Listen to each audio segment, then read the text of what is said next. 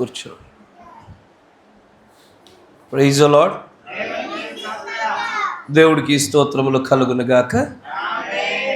చాలా సంతోషం. కూడి వచ్చిన మిమ్మల్ని అందరినీ దేవుడు మిక్కిలి దీవించునుగాక. ప్రభు అయిన యేసుక్రీస్తు నామములో మీ అందరికీ వందనాలు మరియు శుభాలు తెలియజేస్తూ ఉన్నారు. మనందరం కూడా మన పరిశుద్ధ గ్రంథాన్ని తెరచి ప్రకటన గ్రంథం 13వ అధ్యాయము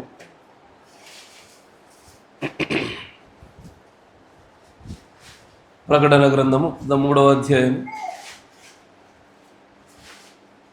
16వ వచనం నుంచి ముంచుదాం.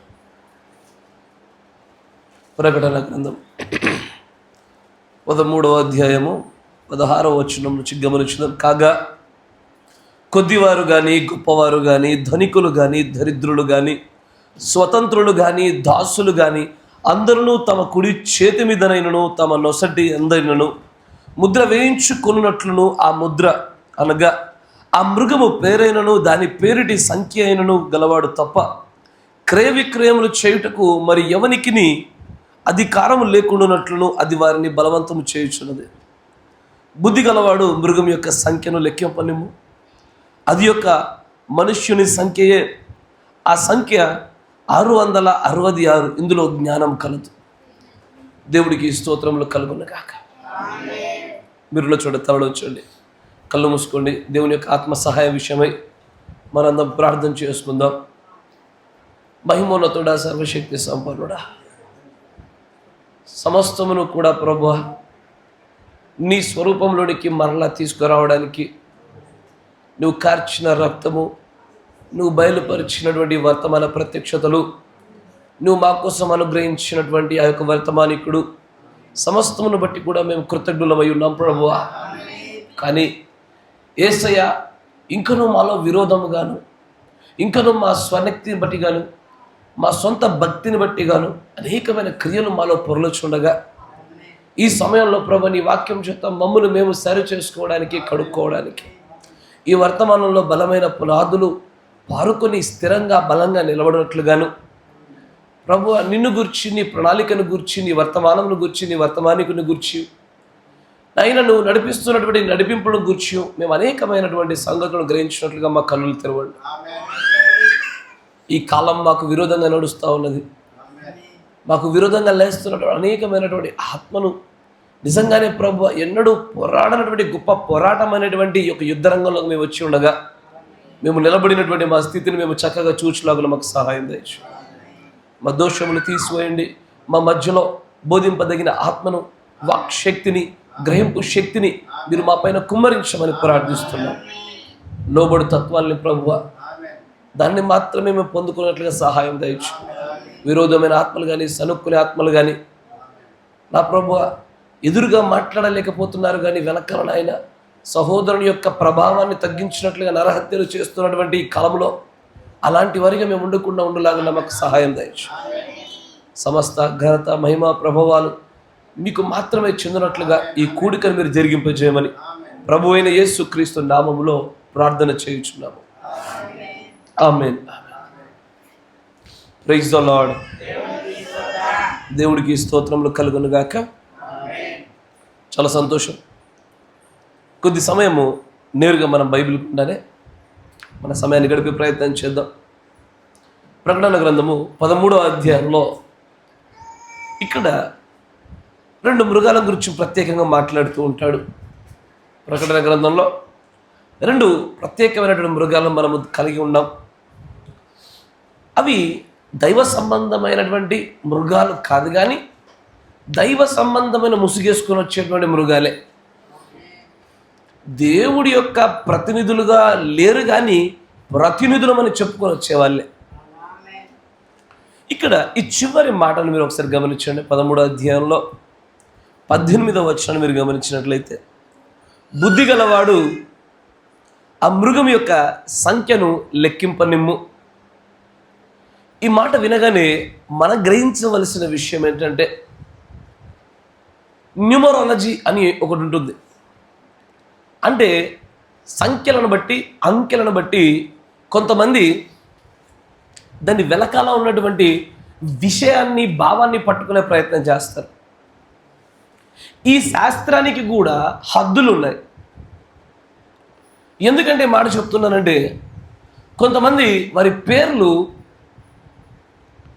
ఈ సంఖ్య ఉంటే బాగుంటుంది, వాళ్ళ బైక్ ఈ సంఖ్య ఉంటే బాగుంటుంది, వాళ్ళ కారు ఈ సంఖ్య ఉంటే బాగుంటుంది, వాళ్ళ ఫోన్ నెంబర్ సంఖ్య ఉంటే బాగుంటుంది అనేటువంటి ఒక ఆలోచన కలిగి ఉంటారు. కానీ ఈ సంఖ్యాశాస్త్రానికి కూడా పరిధులు ఉంటాయి. ఆ పరిధి దాటి ఒకరి పిచ్చి ఎక్కువైనప్పుడే వారి అన్ని విషయాలలో ఈ అంకెలు కనబడుతూ ఉంటాయి. బైబిల్ ప్రకారంగా మేలైనటువంటి అంకెలు ఏంటివి? సాధారణంగా విశ్వాసుల యొక్క జ్ఞాన పరిధిలో, విశ్వాసుల యొక్క విషయాల్లో చూస్తుంటే మేలైనటువంటి అంకెలు ఏంటివి? ఒకటి, తర్వాత 3, ఆ తదుపరి 5, 7, 10, ఎందుకంటే ఆజ్ఞలు కాబట్టి, 9, 12, 24. ఇవన్నీ కూడా నేను మీకు ఇద్దరు కూడా మళ్ళీ చెప్తున్నా. మన దగ్గర న్యూమరాలజీ అనేటువంటి, అంటే ఆ న్యూమరాలజీ కాదు, బైబిల్ న్యూమరాలజీ గురించి మనము ఒక సిరీస్ని కలిగి ఉంటాం ఖచ్చితంగా.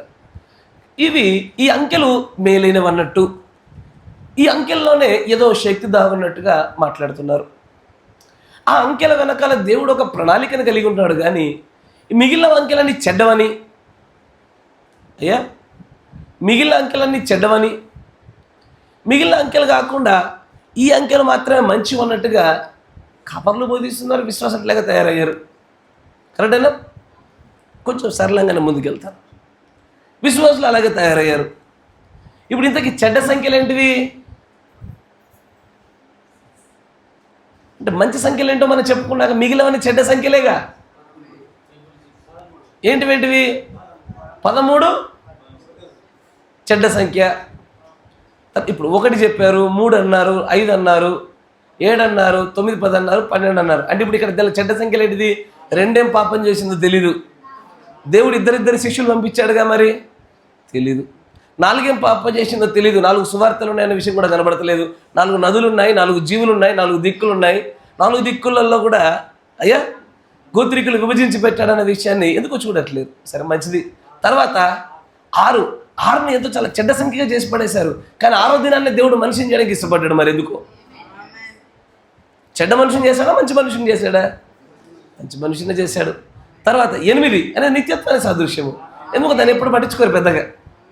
ఎందుకు క్రైస్తవులకు 7తోనే పిచ్చి ఎక్కువ. ఎందుకంటే 7ని గురించి ఎక్కువ సార్లు ప్రస్తావించేసరికి వీళ్ళు ఈ అంకెలకు దేవుడి ప్రణాళికలకు మధ్యలో ఉన్నటువంటి ఆ బంధాన్ని మితిమీరినటువంటి స్థాయిలోకి తీసుకెళ్ళిపోయారు. మితిమీరిన స్థాయిలో కారుకు అన్ని 7లు ఉంటే మంచిది. పాస్టర్లు చెప్తున్నారు ఈ మధ్యకాలంలో. కరెక్టేనా? విశ్వాసి పాస్టర్ ఫస్ట్ అడుగుతాడు, పాస్టర్ గారు ఏ నెంబర్ తీసుకోమంటారు? ఫోన్ నెంబరు ఆ పాస్టర్ డిసైడ్ చేస్తాడు. దేంట్లో ఎక్కువగా బేసీలు ఉంటాయో ఆడ్ నెంబర్స్, దేంట్లో ఎక్కువగా ఇవి ఉంటాయో అవి బైబిల్కు ప్రాధాన్యత ఉన్న నెంబర్లు ఉంటాయో అది మాత్రమే. ఒక పని చేద్దాం, మరి బైబిల్లో వచనాలన్నింటిలో ఉన్నటువంటి ఆ చెడ్డ నెంబర్లు తీసి పడేద్దాం. మరిగా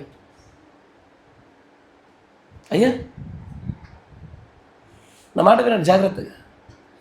ఆ నెంబర్ల వెనకాల దేవుని యొక్క ఒక ప్రణాళిక ఉంటుంది. ఆ ప్రణాళికను సూచించుటే ఆ అంకె యొక్క ఒక ఉద్దేశం, కానీ అంకెను చెడ్డగా చేయడానికి లేదు.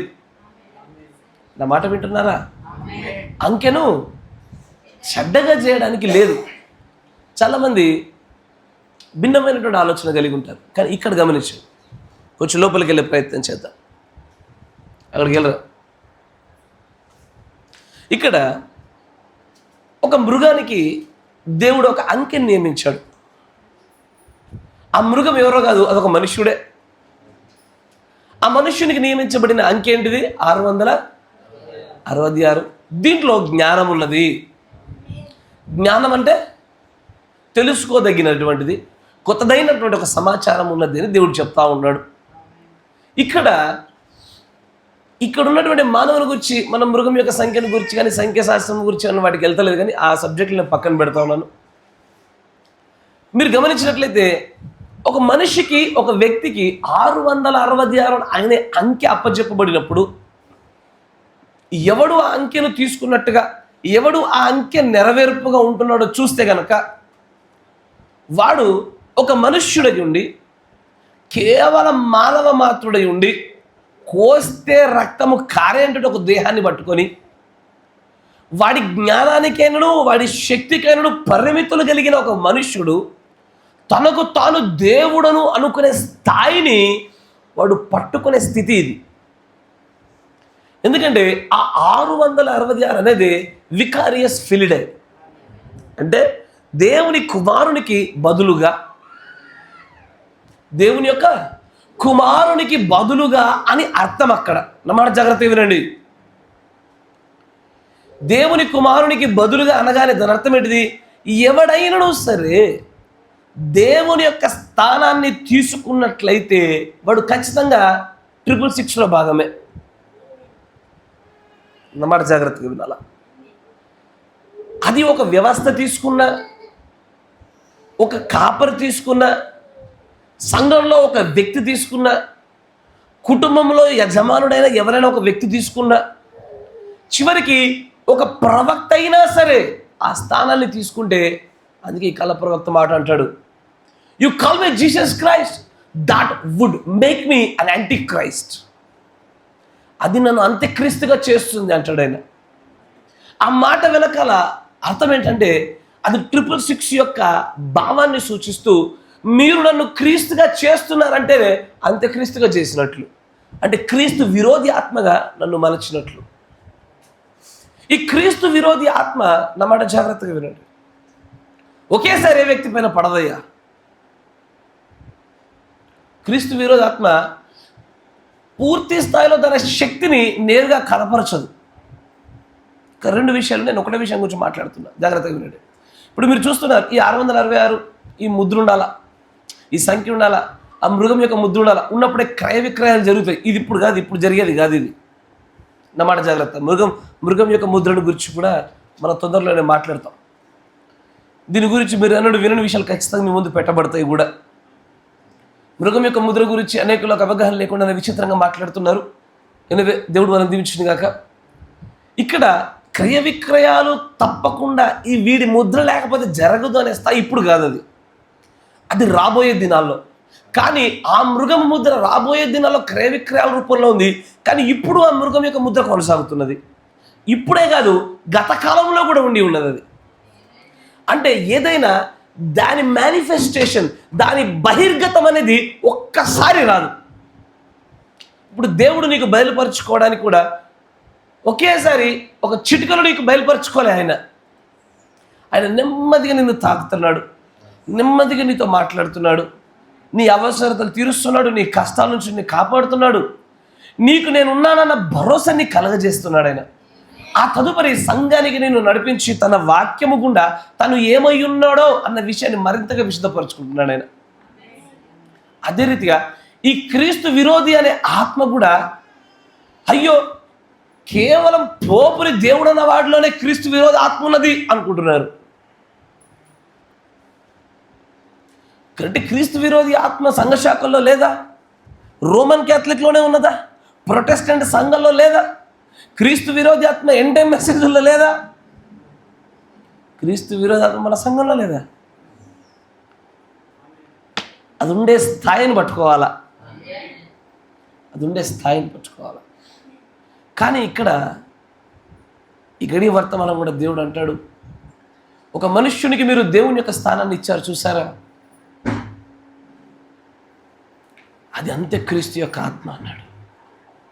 That would make me an anti Christ అంటాడు ఈ గడియ వర్తమానికుడు. ఇప్పుడు ఒక మాట చెప్పండి, ఈ ప్రపంచంలో ఎవడైనా సరే ఒక రోమన్ క్యాథలిక్ దగ్గరికి మీకు ఎప్పుడైనా పరిచయం ఉన్న వ్యక్తిని అయితే చూడండి, రోమన్ క్యాథలిక్ సంబంధించిన ఏ సహోదరుడు సహోదరి దగ్గరికైనా మీరు వెళ్ళండి, ఒకసారి వెళ్ళి వారి దగ్గర మైక్ పెట్టండి, పెట్టి ఒక మాట చెప్పండి. ఏమని? బ్రదర్ మీరు పోపుని దేవుడు అంటున్నారా అంటే వాడు ఏమంటాడు?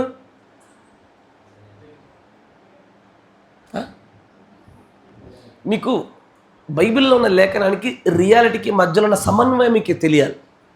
ఇది తెలిస్తే కొన్ని విషయాల నుంచి మీకు విడుదల దొరుకుతుంది. బైబిల్లో దేవుడు ఏమంటాడు?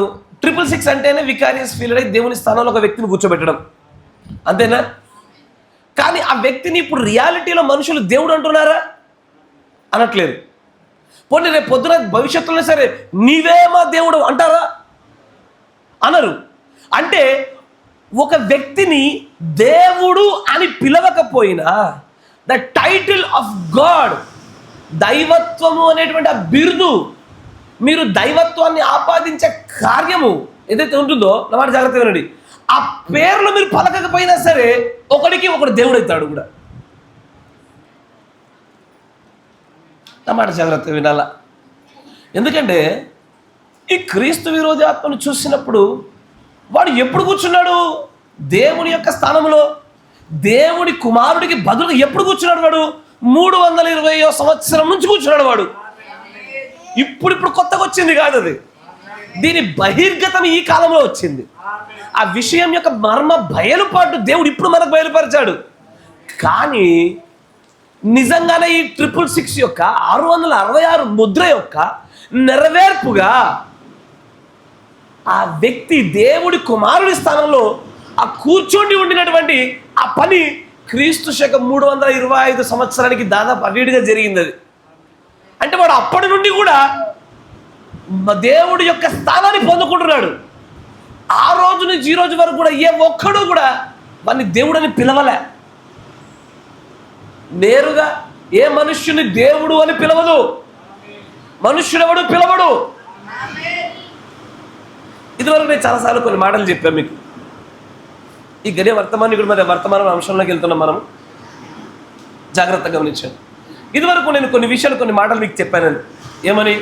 చాలామందికి వాళ్ళ భార్యలు దేవుళ్ళు అయిపోయారని చెప్పా. చాలామందికి వాళ్ళ భర్తలు దేవుళ్ళు అయిపోయారు. చాలామందికి వారి మొబైల్ ఫోన్స్ దేవుడు అయిపోయాయి. చాలామందికి వారి ఉద్యోగాలు, వారి జీవన ధనార్జన సంబంధమైన పనులు దేవుళ్ళు అయిపోయాయి. చాలామందికి అయ్యా నా మాట వినండి, వాళ్ళ కాపర్లు దేవుళ్ళు అయిపోయారు. నేను అదే ప్రశ్న మీ ముందు పెడతా. మీరు ఎన్నడైనా సరే ఒక వ్యక్తికి తన యొక్క కాపర్నే కానీ, భార్యనే కానీ, భర్తనే కానీ, ఒక విగ్రహాన్నే కానీ, ఒక ఫోన్నే కానీ, దేనినైనా సరే దేవుడు అని భావిస్తున్నట్టుగా అనిపించే వ్యక్తి దగ్గరికి వెళ్ళి నువ్వు ఎన్నడైనా నా దేవుడు అన్నావా అని అన్నారు అనుకోండి, అసలు నేను ఎప్పుడు ఎవరిని దేవుడు అనలేదండి, నేను ఎప్పుడు కూడా ఎవరిని దేవుడు అననండి, అంతేనా? కానీ ఇక్కడ ఈ 666లో ఉన్న వ్యక్తిని కూడా, ఎందుకంటే అయ్యా సరే నేను 2 నిమిషాలు టైం ఇస్తే మీరు సెట్ అవ్వండి.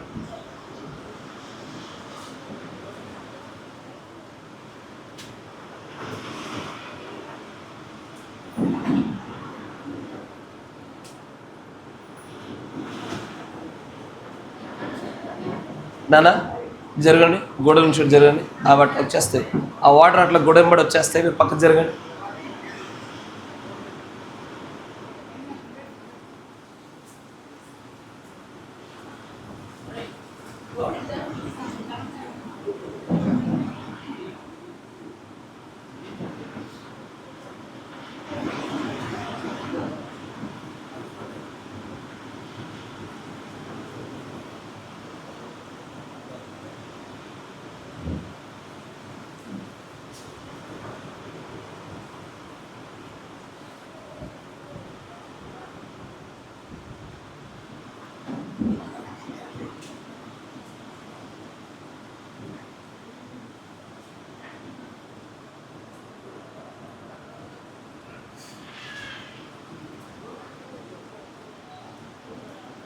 అమ్మ స్త్రీలందరూ ఒక లైన్లోకి సెట్ అవ్వండి, ఒకటే లైన్లోకి వచ్చేసేయండి, ఒక లైన్లోకి ముందు జరగమ్మా, ఇటు వచ్చేసి ముందుకు వచ్చే కంప్లీట్గా. నేను మళ్ళీ ఒకసారి చెప్పాను, ఒక లైన్లోకి వచ్చేసేయండి అని చెప్పేసాను. మిగతా వాళ్ళకి అనుగుణంగా ఒకటే లైన్లోకి వచ్చేసేయండి, మీరంతా ఒకే ఒక్క వరుసలోకి వచ్చేసేయండి.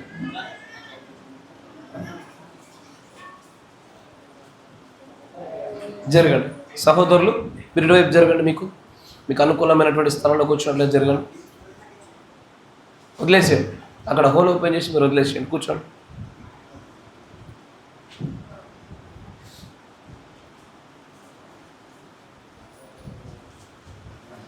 చాలు కూర్చోండి, కొద్దిగా జరగండి, మీకు ఇబ్బంది లేకుండా కూర్చోండి.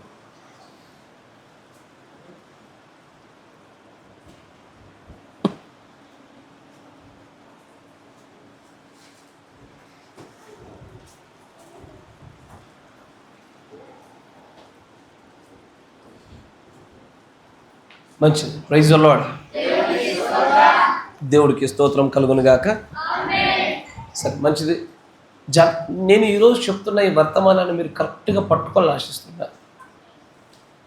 అన్నీ వినాలి, అన్నీ పట్టుకోవాలి. కానీ ఈ రోజున దేవుడు నాకు ఏదైతే మీ ముందు పెట్టడానికి నన్ను ప్రేరేపించాడో ఇది మీరు చాలా జాగ్రత్తగా చూడాలి. ఒక్కటి తప్పిపోయినారా, ఒకరోజు నా ద గ్రేటెస్ట్ డిసప్పాయింట్మెంట్ అనేటువంటిది, అతిపెద్ద నిరాశ అనేది ఎదుర్కొనే ప్రజల్లో మనము ఉండవలసి వస్తుంది. నా మాట జాగ్రత్తగా వినండి. ఇక్కడ నేను ఈ 666 యొక్క ముద్రకి రియాలిటీలో జరుగుతున్న విషయాన్ని లేఖనము ఏమని సెలవిచ్చి ఉన్నదో, లేఖనము ఎలాగో దాని గురించి మాట్లాడుతున్నదో చూస్తే ఇప్పుడు మనము మన కాలంలో మన వ్యక్తిగతమైన ప్రవర్తన, సంఘస్థాయి ప్రవర్తన, సార్వత్రిక వర్తమాన ప్రవర్తన గురించి అవగాహన వస్తుంది. జాగ్రత్తగా వినండి. ఇప్పుడు ప్రకటన గ్రంథం 13వ అధ్యాయంలో ఒక మృగం ఉన్నది. ఆ మృగానికి దేవుడు ఒక సంఖ్యను ఆపాదించాడు. అది 666. దాని గురించి మన భవిష్యత్ కాలంలో లోతుల్లో చూస్తాం, అటువైపు వెళ్ళడం లేదు. కానీ మనకి ఇప్పటివరకు మీకు తెలిసిన జ్ఞానాన్ని బట్టి చూస్తే ఈ 666 అనేది ద వికారియస్ ఫిలిడే, అంటే దేవుని యొక్క కుమారునికి బదులుగా అని అర్థం. దేవుడి స్థానంలో ఒక వ్యక్తిని నిలబెట్టినారు. అది ఈ సంఖ్య ఎవరిదో కాదు, అంత్యక్రీస్తుది. ఈ 666 ముద్ర ఎక్కడి నుంచి ప్రారంభమైంది? అది ఒక మానవుణ్ణి నేరుగా నిలబెట్టే స్థాయిలో నుంచి చూస్తే గనక నైసి ఆలోచన సభల దగ్గర ప్రారంభమైంది. క్రీస్తు శకం 325వ సంవత్సరముల యొక్క ప్రాంతంలో ఈ నైసి ఆలోచన సభల యొద్ద ఇది ప్రారంభమైంది. ఈ ప్రారంభమైనటువంటి ఈ కార్యాన్ని మీరు గమనించినట్లయితే దేవుని యొక్క స్థానంలో ఒక వ్యక్తిని పెట్టడం అనేది దేవదూషణ. దేవుని యొక్క స్థానంలో ఏ మనుష్యుని కాదు, ఏ ఒక్క విషయాన్ని పెట్టినా కూడా అది విగ్రహారాధన. కరెక్టేనా? యేసు ప్రభు వారు సైతం నేను దేవుని కుమారుణ్ణి, నేను మనుష్య కుమారుని అని చెప్పుకున్నందుకే యూదులు ఆయనను రాళ్లతో కొట్టడానికి ప్రయత్నం చేశారు. వారి ఉద్దేశం ఏంటంటే ఇతడు మనలాంటి మానవ మాత్రుడై ఉండగా దేవుని కుమారుడని ఎలాగో చెప్పుకుంటున్నాడని అభియోగాలు మోపుతూ ఆయనపై రాళ్లతో కొట్టారు. అంటే దేవుడి స్థానంలో మనిషిని పెట్టినా, దేవుడి స్థానంలో ఏ వస్తువుని పెట్టినా అది క్రీస్తు విరోధి ఆత్మ, అది విగ్రహారాధన ఆత్మగానే ఎంచబడుతుంది. కరెక్టేనా? ఇప్పుడు నేను అడుగుతున్న ప్రశ్న చాలా జాగ్రత్తగా గమనించాలి. అదేంటంటే 666 ముద్ర యొక్క ప్రారంభం ఏది? ఒక వ్యక్తిలో. నేను స్పిరిట్ రూపంలో చెప్పడం లేదు, ఒక వ్యక్తి దాని స్థానం తీసుకోవడానికి మొదలు పెడితే క్రీస్తు శకం 325 ఆ చుట్టుపక్కల ప్రాంతాల్లో ప్రారంభమైనప్పటి నుంచి ఇప్పటి వరకు కూడా ఒక వ్యక్తిని ఎల్లవేళలా వారు క్రీస్తు యొక్క కుమారుడి స్థానంలోనే పెడుతున్నారు. కరెక్టేనా? ఆమేన్.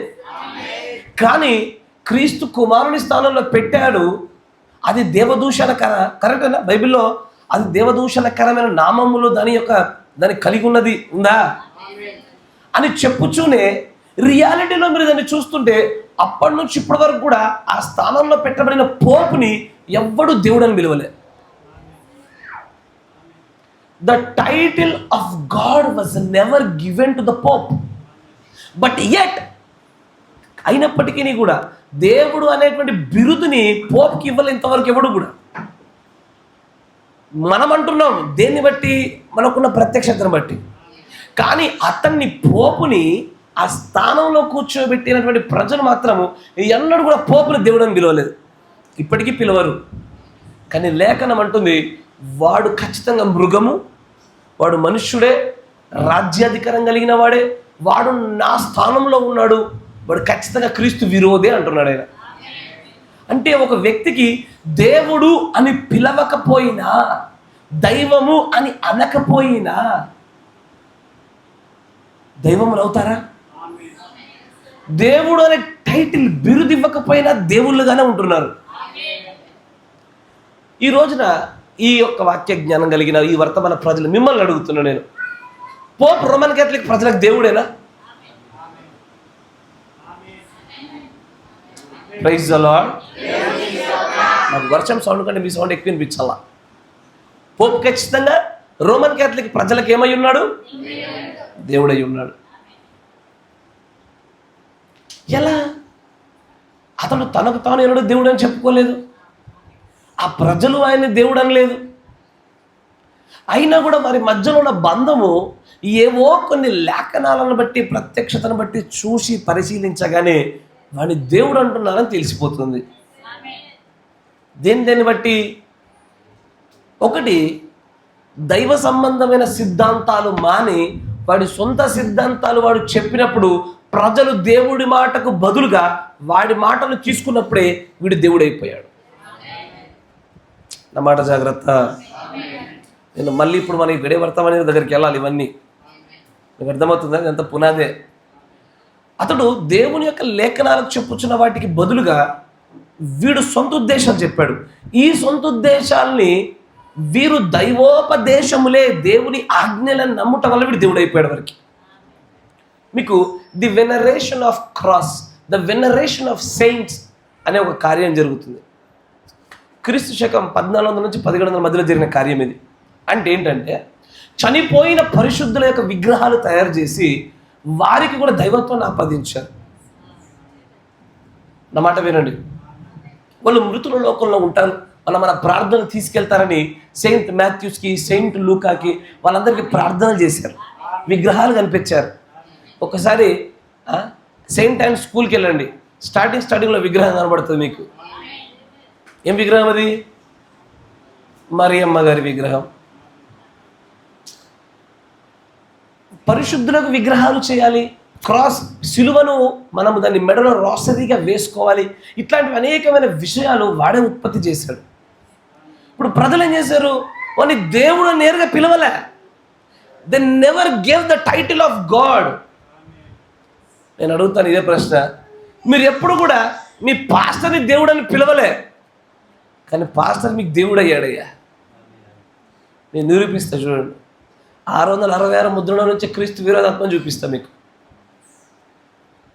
ఈ గడియ వర్తమాని కూడా చాలా మందికి దేవుడు అయ్యాడు. అయ్యా కళ జాగ్రత్తగా వింటే మీకు అర్థమవుద్ది. ఈ గడియ వర్తమాని కూడా చాలా మంది దేవుడు అయిపోయినాడు. ఎప్పుడు నువ్వు దేవుడు అనవు నోటితో, బట్ ది అల్టిమేట్ అథారిటీ, అత్యున్నతమైన అధికారాన్ని వ్యక్తిగా అప్పచెప్పావు, వాక్యానికి కాకుండా. అక్కడ అధికారము ఎక్కడి నుండి వస్తున్నదో, అధికారము ఎవరికి అప్పచెప్పుకొనిచున్నామో అక్కడే మన దైవాన్ని నిలబెట్టుకున్నట్టు. నా అల్టిమేట్ అథారిటీ, నా అత్యున్నతమైన అధికారము, నా అత్యున్నతమైనటువంటి నా యొక్క సార్వభౌమాధికారాన్ని నిలుపుకోవలసినటువంటి సంపూర్ణ స్థితి నా వాక్యమే. ఏ మనుష్యులు నేను పెట్టలేదు, ఏ మనుష్యుల్లో పెట్టుకోలేదు. ఈ సంఘానికి కూడా కాపర్లో కూడా పెట్టకుండానే చెప్తాను నేను. ఏ కాపరైనా తను సహోదరులో సమానుడని వాడు కలిసిపోవాలా. మళ్ళీ ప్రతి విశ్వాసి ఆ కాపరి దేవుడి యొక్క ప్రతినిధినే గౌరవించాలా. ఇది 2 దిక్కులా జరగాల. అటు వాడు తగ్గుతున్నాడని చెప్పి ఇటు గేలి చేసినా కుదరదు, ఇటు వీడు హెచ్చిస్తున్నాడని చెప్పి వాడు హెచ్చిపోవడానికి కుదరదు. కరెక్టేనా? ఎస్ఆర్లో ఈ రోజున అక్కడ పోపుని ఎవడు దేవుడని పిలవకపోయినా వాడు దేవుని కుమారుడి స్థానంలో కూర్చున్నాడనియు, వాడు విగ్రహారాధనయు, దేవదూషణకర నామములనియు, వాడు ఉగ్రతో నింపబడిన పాత్రలతో మద్యం తాగుతున్నాడనియు దేవుడు చెప్తూనే ఉన్నాడు. ఆయన అసలు ఈ రోజుకి కూడా గడియ వర్తమానికుని అలాగే చేశారు. వాడు వాక్యానికి ఇవ్వవలసిన అధికారాన్ని తీసివేసి వాడి అధికారాన్ని సంఘం పైన పెట్టాడు, దేవుడైపోయాడు. దైవ సంబంధమైన ఆ పరిశుద్ధాత్మ నియంత్రణ సంఘంలో లేకుండా వాడి వ్యక్తిగత నియంత్రణ పెట్టాడు. అక్కడ వాడు దేవుడైపోయాడు. వాడు విగ్రహాలు నెలకొల్పినాడు, వాడు సొంత సిద్ధాంతాలు పెట్టినాడు. అన్నమాట జాగ్రత్తగా. దేవుని వాక్యాల్లో ఏది చదవాలో ఏది చదవకూడదో నిర్ణయించింది కూడా రోమనుడే. ఎంతమందికి తెలిసిన మాట? ఇప్పుడు మీ దగ్గర ఉన్నాయి చూసారా ఈ గ్రంథము, ఆ బైబిల్ ఎన్ని గ్రంథాలు ఉన్నాయి మీ దగ్గర? 66 ఉన్నాయా? రోమన్ క్యాథలిక్ దగ్గర ఎన్ని ఉంటాయి? 70 పైచిలకు ఉంటాయి. అది ఇంకా చాలా గ్రంథాలు వాటిలో చేర్చాల. అందుకే వారి బైబిల్కి మనం వాడుతున్న ఈ ప్రొటెస్టెంట్ బైబిల్కి వ్యత్యాసం ఉంది. నా మాట్లాడుతున్నారా? ఇంకా అనేకమైన ప్రతులు దాచి ఉంచాడనేటువంటి ఒక పేరు అట్టాగే సాగింది. ఒకనొక సమయంలో అయితే ఎప్పుడు ద బ్రదర్లీ లవ్ వెస్లీ కాలం వచ్చే వరకు కూడా ఈ వాక్యం అనేటువంటి రాతపూర్వకంగా బైబిల్లో ప్రపంచమంతటా ప్రచురణ జరగలే. లాటిన్ భాషలో ఉండి కేవలం అక్కడ ఉండే బిషప్ ఒక్కడి దగ్గర ఉండేది. ఇంకా ఎవడైనా సరే బైబిల్ని మళ్ళా తిరిగి రాయించుకున్నా లేదా కాపీ కొట్టే ప్రయత్నం చేసినా అడిగి మరణశిక్ష, డెత్. అలాంటి ఒక నియంత్రపు పోకడ జరిగింది. ఎందుకంటే ఎవ్వడు వాక్యం చదవద్దు. ఎందుకు? అందరు చదివితే మళ్ళీ పాస్టర్ ఆ బిషప్ యొక్క విలువ తగ్గిపోద్దిగా, అందరు తెలుసుకుంటారుగా. Yes or no? Praise the Lord. దేవుడు అనకపోయినా వాడి యొక్క అధికారానికి లోపడడం వల్ల వాడు దేవుడు అయిపోయాడని వాక్యం చెప్తున్నది. ఈ రోజున చూడండి ఒకసారి, ఈ గడియ వర్తమానికి నువ్వు దేవుడు అంటున్నా అంటే ఏ ఒక్కడు అవునన్నాడు. బట్ ఎట్ ఆయన వ్యక్తిగత అభిప్రాయాలకి వ్యక్తిగత అధికారానికి అప్పచెప్పుకొని దేవుని చేసిన వాళ్ళు కూడా లేకపోలేదు. They made God out of this message. ఈ గడియ వర్తమానికుని దేవుని చేసినారు. నేను మళ్ళీ మళ్ళీ చెప్తున్నా, not every word out of this tapes are thus saith the Lord. ఈ టేపుల్లో ఉన్న ప్రతి మాట దేవుడు ఇలాగో యెహోవా ఇలాగో సెలవిచ్చుచున్నాడు అన్నది కాదది. నీ మూర్ఖత, నీ గుడ్డితనం అది. మెసేజ్ వేరు, మెసెంజర్ వేరు. మెసెంజర్ మెసేజ్లో భాగము. Message is everything, messenger is a part of message. ఇది తెలియకపోవడం వల్ల వారు ఎలాగ వెళ్ళాడితే అలాగ మాట్లాడేస్తూ ఉన్నారు. ఈ గడియ వర్తమానికుడు ఏమంటాడంటే తన గురించి తాను, నేను మనుషున్నయ్యా, నేను తప్పిదాలు చేస్తాను అన్నాడు. ఆయన ఏమన్నా తన గురించి తాను, నేను కేవలం మనుషుణ్ణి, మానవ మాత్రుని, నేను సహజంగా తప్పిదాలు చేస్తానయ్యా అన్నాడు. కానీ ఈ రోజున బోధన అట్లా లేవు. The prophet of God can never make mistakes. God bless you. God bless you. దేవుడి ప్రవక్త తప్పుదల చేయరు.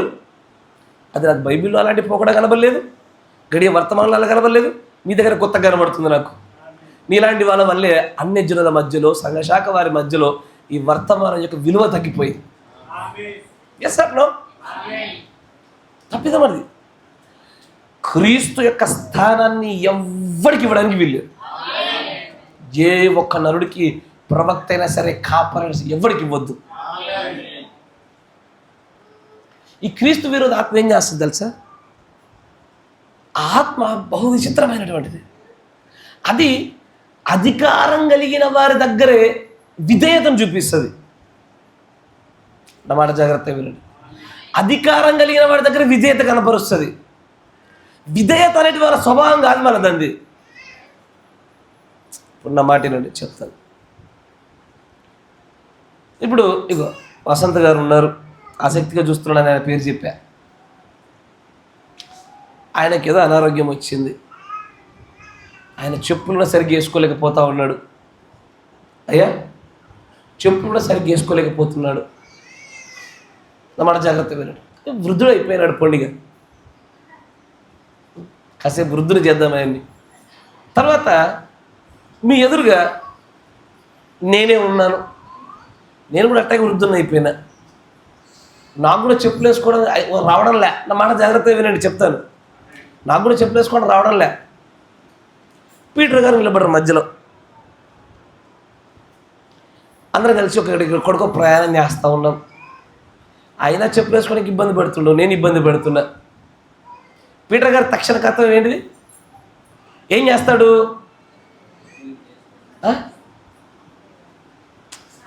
సాధారణ సహజమైన కామన్ సెన్స్తో చెప్పాడయా పాస్టర్ గారు. కళ్ళకి ఏం చేయాలా? మంచిది, గాడ్ బ్లెస్ యూ, సంతోషం. ఇది సరైన కార్యం. But what about your brother? సహోదరుని ద్వేషిస్తూ కాపరిని ప్రేమిస్తే దేవుడు అంటాడా? అంటే నేను చాలామంది క్రైస్తవులను చూస్తా, పాస్టర్ కనబడితే మంచిదే, తప్పని చెప్పడం లేదు. But the same kind of love, the same kind of obedience ఎందుకు నీ సాటి సహోదరుల దగ్గర ఉండదు? అది నాకు ఏ లేఖనం బట్టి చెప్తారు మీరు ఒకసారి? I need a scripture that shows to show the partiality. ఆ పక్షపాతాన్ని చూపించే లేఖనం ఉందా బైబిల్లో? బైబిల్ ఏం చెప్తుంది తెలుసా?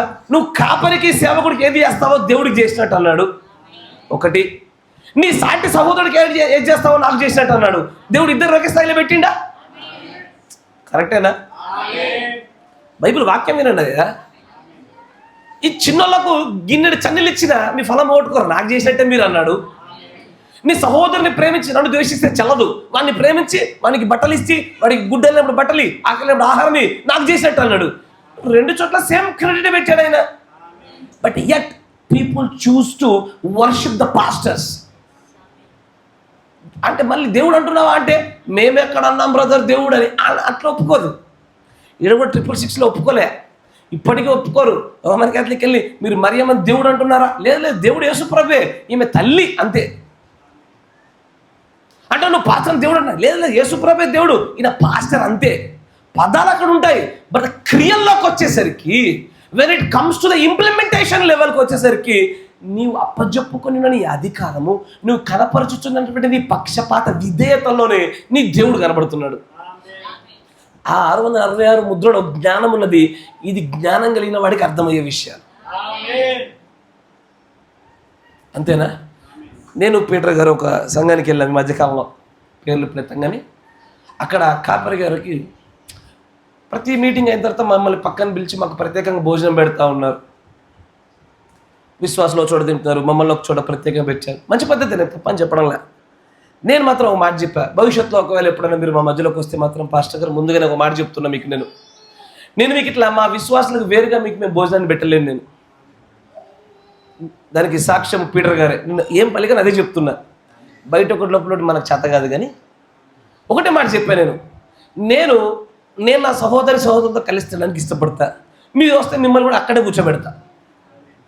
విశ్వాసులు తినని దినం ఉంటుంది చూసారా, రాత్రికాల సమయంలో ప్రార్థన లేనప్పుడు వేరే దినాల్లో, అప్పుడు మీకు ప్రత్యేకమైనటువంటి చోటబెట్టి తినిపిస్తాను, కానీ అందరూ సమానమైన మాత్రం చూపిస్తాను బ్రదర్.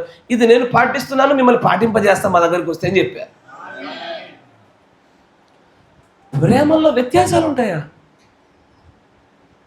అయ్యా? ప్రేమల్లో వ్యత్యాసాలు ఉంటాయా? కాపరైతే ఎక్కువ ప్రేమించు, విశ్వాసం తక్కువ ప్రేమించు, ఎక్కడుంది బైబిల్లో? ఉంటుందటగా. ఈరోజు నీ ఎంటమేసాల పరిస్థితి ఆ క్రీస్తు విరోధ ఆత్మ కార్యం. అది ఎలా ఉంటుందంటే, విశ్వాసిని సరిగ్గా ప్రేమించలేడు, కానీ ప్రవక్తల్ని మాత్రం గొప్పగా పొగుడతారు. అవర్ ప్రాఫిట్ ఈస్ గ్రేట్, మనలాంటి ప్రవక్త లేనేలేడు. Okay, correct. చెప్పు, నీలాంటి మరి నా సహోదరులు అంటాడు ఇంకోటి లేడని చెప్పవే. లేదు లేదు, ఇలాంటి మాటలు ఓన్లీ ఇద్దరికీ చెల్లుతాయి. ఒకటి కాపరికి, రెండు ప్రవక్తకి. అంతేనా? మా పాస్టర్ తర్వాత ఏ పాస్టర్ అయినా, మా ప్రవక్త తర్వాత ఏ ప్రవక్త అయినా, అంతేనా? ఈ రెండు మాటలు ఇరుక్కుపడిపోతారు. ఎస్ఆర్నో? నా నుంచి మీరు, అయ్యా నేను మళ్ళీ చెప్తున్నా, నా నుంచి మీరు విశ్వాసికి కాపరికి ఒకరి దగ్గర ఒకరికి ఆ పక్షపాతాన్ని ఎన్నడూ మీరు చూడలేరు. నేను చూపించను కూడా. నా దృష్టిలో ప్రతి ఒక్కరూ దేవుని యొక్క హస్తములో చాలా జాగ్రత్తగా చేయబడిన వారే. ఆయన యొక్క థియోఫనీ బాడీలు ఏదైతే నిర్మాణం చేశాడో వాటిని స్వతంత్రించుకోవడానికి ఒక్కొక్కరికి ఒక్కొక్క బాధ్యత. అంతే, అంతేనా?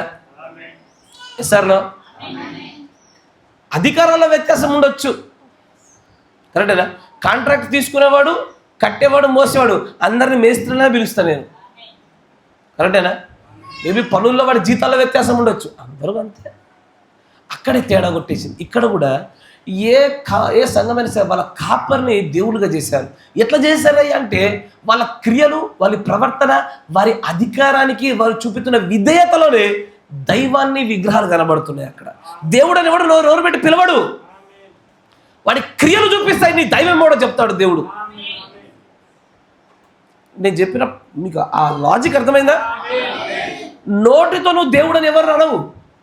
ఎవడయ్యా ఈ ఫోన్ నా దేవుడు అని ఎవడని అంటాడా? అన్నాడు, కానీ క్రియలో కనబడుతుంది, కరెక్టేనా?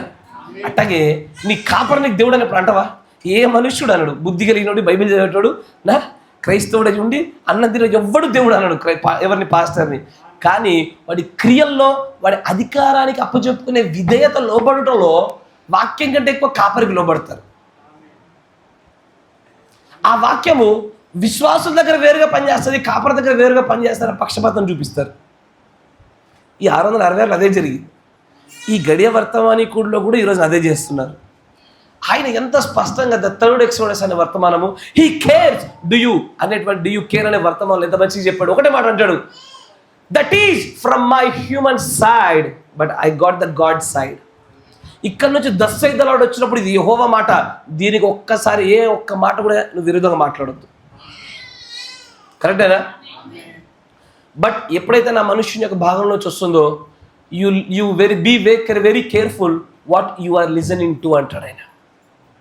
కానీ ఏం చేశారు, ఆయన తనను గురించి తను ఎలాగో గ్రహించమన్నాడు పక్కన పడేసి, నేను మళ్ళీ చెప్తున్నా, ఈ రోజున ఈ గడియ వర్తమానికుడు కనుక ఇప్పుడు ఈరోజు బోధ చేస్తున్నటువంటి నమ్ముతున్న వ్యక్తుల దగ్గర కూర్చోబెట్టి చెప్తుంటే, మీలాగే మధ్యలో ఒక విశ్వాసలాగా కూర్చోబెట్టామనుకోండి, ఆ పాస్టర్ చెప్పేది వింటుంటే మెసేజ్ అయిపోయినాక ఆయన బయటకు వచ్చినాక ఏమంటాడు తెలుసా, బ్రదర్ నేను కూడా నా గురించి అట్లా చెప్పుకోలేదు బ్రదర్, ఆయన కొత్తగా చెప్తున్నాడు. ఆయన నన్ను గురించి చెప్పట్లేదు, ఆయన ఏదో ఒక వింత లోకంలో ఉండి ఊహించుకొని వచ్చినటువంటి కొత్త వ్యక్తిని గురించి మాట్లాడదు, నా గురించి కాదంటాడు ఆయన కంపల్సరీగా. They made God out of the humans. వాళ్ళు దేవుళ్ళని చేశారు, విగ్రహాలను చేశారు. మన క్రియలు కనబడతాయి, మన యొక్క అధికారానికి అప్పచెప్పుకునే స్థాయిలో కనబడతాయి. ఈ రోజున కూడా అయ్యా ఈ 21st సెంచరీలో, నేను చెప్పే 21st సెంచరీ, 20th సెంచరీలో దేవుడి యొక్క ప్రవక్తలు వచ్చారా? అయ్యో 20వ శతాబ్దపు ఏంటయ్యా, చదువుతున్నారా వర్తమానాలు? చదవండి అయ్యా. ఆడవాడు అంతే, ఎవడు ఆడు రోమన్ క్యాథలిక్ కూడా అట్టగా చేశాడు, బైబిల్ చదవద్దని చెప్పి ఎవరి దగ్గర బైబిల్ ఉంచొద్దని చెప్పాడు. ఈ రోజున అదే స్పిరిట్లో కొంతమంది ఉండి వర్తమానాలు చదవద్దని చెప్తున్నారు. నా మాట వింటున్నారా? ఆ స్పిరిట్ నుంచి బయటకు రండి, మీరు వర్తమానాలు చదవాలి. నేను మీకు ఛాలెంజ్ చేస్తున్నా, మీకు ఏమని, ఒకటే వర్తమానం మీరు చదవండి, నేను చదువుతా, వచ్చి దాని గురించి బోధించుకుందాం. అయినా సరే దేవుని కొత్త కోణం చూపిస్తాడు. అది పెద్ద సముద్రం అయ్యా, నువ్వు ఎన్నిసార్లు విన్నట్టుంటుందిలే అనుకోవడానికి వీల్లేదు. అది అర్థమైందా? అయ్యో మీరు మొత్తం వర్తమానం చదువుతుంటే రేపు పొద్దున్న పక్కన పడేస్తారేమో, నీకు దమ్ముంటే చెయ్యి. నేను మళ్ళీ చెప్తున్నా, నీకు దమ్ముంటే చెయ్యి. నా ఎన్నిక సరిగ్గా అయితే, నాలో ఉన్న దేవుని ఆత్మ అయితే నీకు చెయ్యి, చూద్దాం ఒకసారి. నీకు కుదరదు, ఎందుకంటే అది దేవుడి ఆత్మ కలిగినోడుకుంటే రోషం, అది అంతే. అబ్బో మీరు ఎక్కడ అన్ని చదివేస్తే మమ్మల్ని ఎక్కడ పక్కన పడేస్తారో తలకాయ. Praise the lord. ఈ గడియ వర్తమానికుడు కూడా చాలామంది అలాగే చేశారు. అయ్యా నేను మరలా చెప్తున్నా, క్రీస్తు స్థానాన్ని మీరు ప్రవక్తకి ఇవ్వద్దు, క్రీస్తు స్థానాన్ని మీ కాపరికి కూడా ఇవ్వద్దు. ఈ ప్రపంచంలో ఏ కాపరికి ఆయన స్థానాన్ని ఇవ్వకూడదు.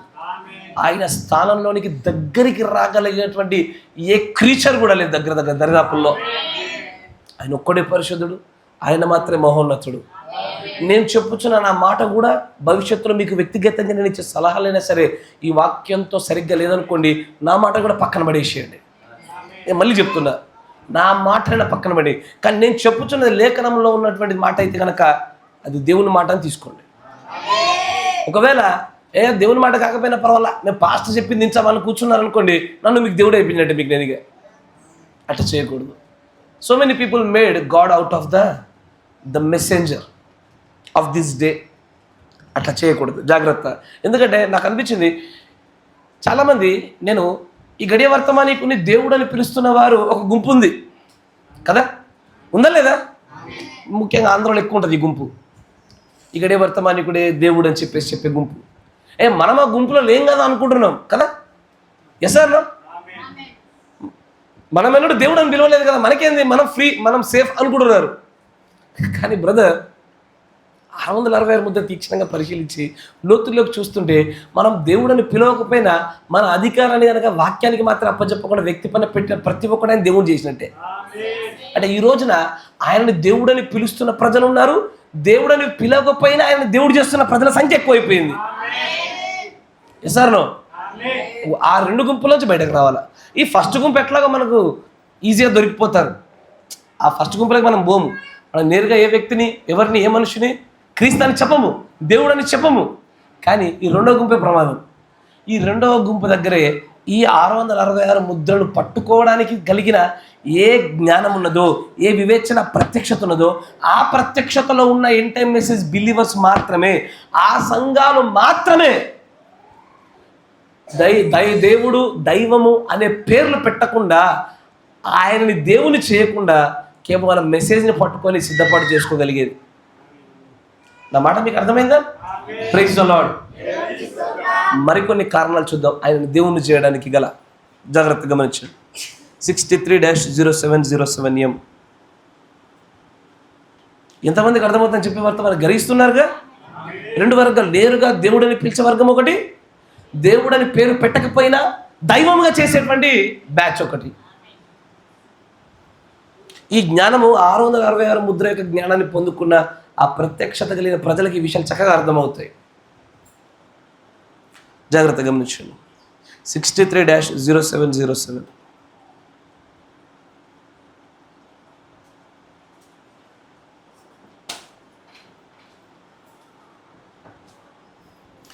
M 63-0707 M 219 పేర, 219 పేర. ద ఇండిక్ట్మెంట్, నేరారోపణ. అంతేనా? ఒక్క నిమిషం బ్రదర్, చదవండి. గుర్తుంచుకోండి,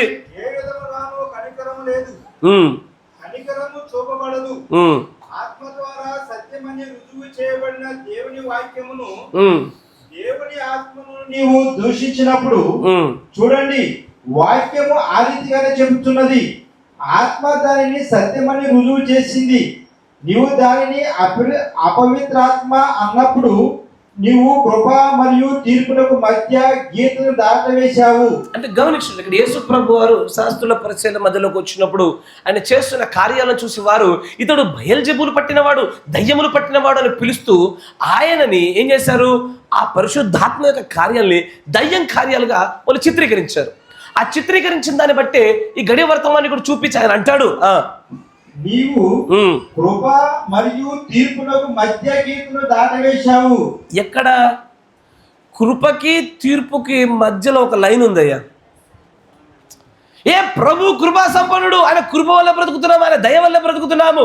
ఆ మందసం మీద ఉండేటువంటి ఆ కృపా సింహాసనం పైన ప్రోక్షించబడిన గొర్రెపిల్ల రక్తం ఉన్నది అంటూ అన్ని కృపలో క్షమించబడతాయి అనుకుంటున్నారు. కానీ కృపకి తీర్పుకి మధ్యలో ఒక సన్నటి గీత ఉన్నది.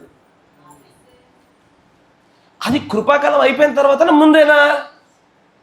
కృపాకాలంలో ప్రతి పాపం క్షమించబడాలిగా. కృప రక్తం ఇంకా నిలిచి ఉన్నటువంటి ఈ కాలంలో అన్ని క్షమించబడాలిగా. కానీ ఆయన ముందుగా చెప్తున్నా ఏమని? కృపాకాలం ముగియడానికంటే మునుపే తీర్పులోనికి కొంతమంది ముందుగానే ఎంటర్ అవుతున్నారు. అయ్యా, క్షమించబడని పాపని వర్తమానం చెప్పానా? అవన్నీ అవే. ఈ కార్యాలు ఏవైతే క్షమించబడని పాపంలో చెప్పామో, ఈ కార్యాలు కృపను దాటి ఆ లైన్ ఏది? కృపకు తీర్పుకు మధ్యలో ఉన్న లైన్ దాటి ఆ తీర్పులో మనల్ని పడేసిన కార్యాలు ఏంటి అవి? దేవుడి యొక్క పరిశుద్ధాత్మ వల్ల జరిగిన కార్యములను దయ్యముల కార్యములను పిలుచుట. అంతేనా? 2,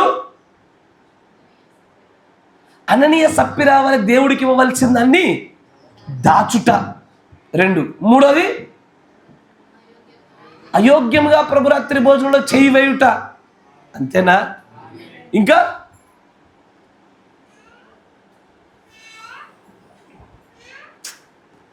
క్షమించబడిన పాపం చెప్పి ఎన్ని రోజులు అవుతుంది? నిజంగా బాగా డిసప్పాయింట్ అయిపోతున్నాను నేను మీ విషయంలో. మీకు క్షమించబడిన పాపం చెప్పిందే మీరు అలాంటి పాపాల్లో బై మిస్టేక్, యాక్సిడెంటల్ కూడా మీరు దానిలో పడొద్దని. మీకు దాని విషయం తెలీదు. అది ఎంతటి భయంకరం అంటే దానివల్ల ప్రాణాలు పోతాయి. నీ ప్రాణాలు పోతాయి, కుటుంబ ప్రాణాలు పోతాయి, ఎప్పటికైనా పోతాయి అవి. దాన్ని ఎవడు ఆపలేడు ఆ పాపాలని. ఈ పాపాల్లో మీరు పడకండి అని చెప్తున్నాను నేను మీకు. ఆ వర్తమానం విలువ మీకు తెలిస్తే బాగుండు. అనేకులు కొంతమంది ఫోన్లు చేసి, బ్రదర్ ఆ వర్తమానం విన్నప్పుడు మా కళ్ళ నుంచి నీళ్ళు ఆగలేవన్నారు. వాళ్ళు చేసిన తప్పిద వాళ్ళ జ్ఞాపకం వచ్చి మేము విపరీతంగా ఏడ్చాం బ్రదర్ అన్నారు. మంచిది, మీ హృదయాలు కదిలించబడ్డాయి, దేవుడు మిమ్మల్ని మారుస్తాడు అనుకున్నాను నేను. మీరు మర్చిపోతున్నారు చెప్పి మొన్ననేగా. ఇంకా క్షమించబడిన పాపాలు అనేది ఏదైతే మేలైనది చేయనరిగి అలాగూ తెలిసి తెలిసి చేయకపోవుటయో క్షమించబడని పాపంగానే చెప్పాడు ఆయన. అంతేనా? అవిధేయత, ఎస్. ఇంకేం రాసుకున్నారయ్యా? బయలుపరచబడిన ప్రత్యక్షతకు విరోధంగా మాట్లాడిన ప్రతి మాటను కూడా దేవుడు క్షమించబడిన పాపంగా అంటాడు. అంతేకాకుండా ఈ ప్రవచన గ్రంథమందున వాక్యాలకు ఏదైనా చేర్చినా తీసేసినా అది క్షమించబడిన పాపంగానే చెప్పాడు ఆయన. మళ్ళీ మన బ్రెయిన్లో అయ్యా సంఘశాఖోడికి ఒకటే ఒకటి గుర్తుంటుంది, క్షమించబడిన పాపం అంటే పరిశుద్ధాత్మ విరోధంగా మాట్లాడడమే క్షమించబడిన పాపం అంటున్నారు. వాళ్ళు అక్కడే అయిపోయినారు. మీరు 1 నుంచి 3 పెరిగారు. ఎప్పుడు? పాప నియమమైన వర్తమానం విన్నప్పుడు 3కి వచ్చారు. కానీ క్షమించబడిన పాపం అనే వర్తమానికి వచ్చరికి ఆ 3 కాస్త 6-7 దాటాయి అవి కదా. ఎన్ని వచ్చాయి? 10 వచ్చాయి. మరి 10లో మళ్ళీ 3 చెప్తారే.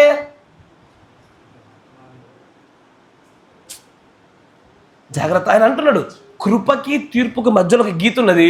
నువ్వు ఎంత మెసేజ్ బిలివరవు, నువ్వు ఎంతగా ఆయన రక్తాన్ని ఆశ్రయించేవాడవవు, ఆయన కృప పైన ఎంతగానో నువ్వు ఆధారపడి ఉండేవాడవవు. ఈ తప్పిదాలు చేసావనుకో నువ్వు కృప కోసం ఎదురు చూడకు. ఎబ్రీ పత్రికలో దేవుడు రాసినట్టుగా దేవుడి యొక్క ప్రేమను రుచి చూసిన తర్వాత తెలిసి కావాలని తప్పు చేసావు కాబట్టి ఇక నీ పాపానికి బలి లేదు, నువ్వు కనకనలాడు అగ్ని కోసం ఎదురు చూడాలన్నాడు దేవుడు. ఇది రాయబడిన మాటేనా? ఆమేన్. ఎస్. ఎట్టి పరిస్థితుల్లో ఈ తప్పిదాలలో జారిపోకండి.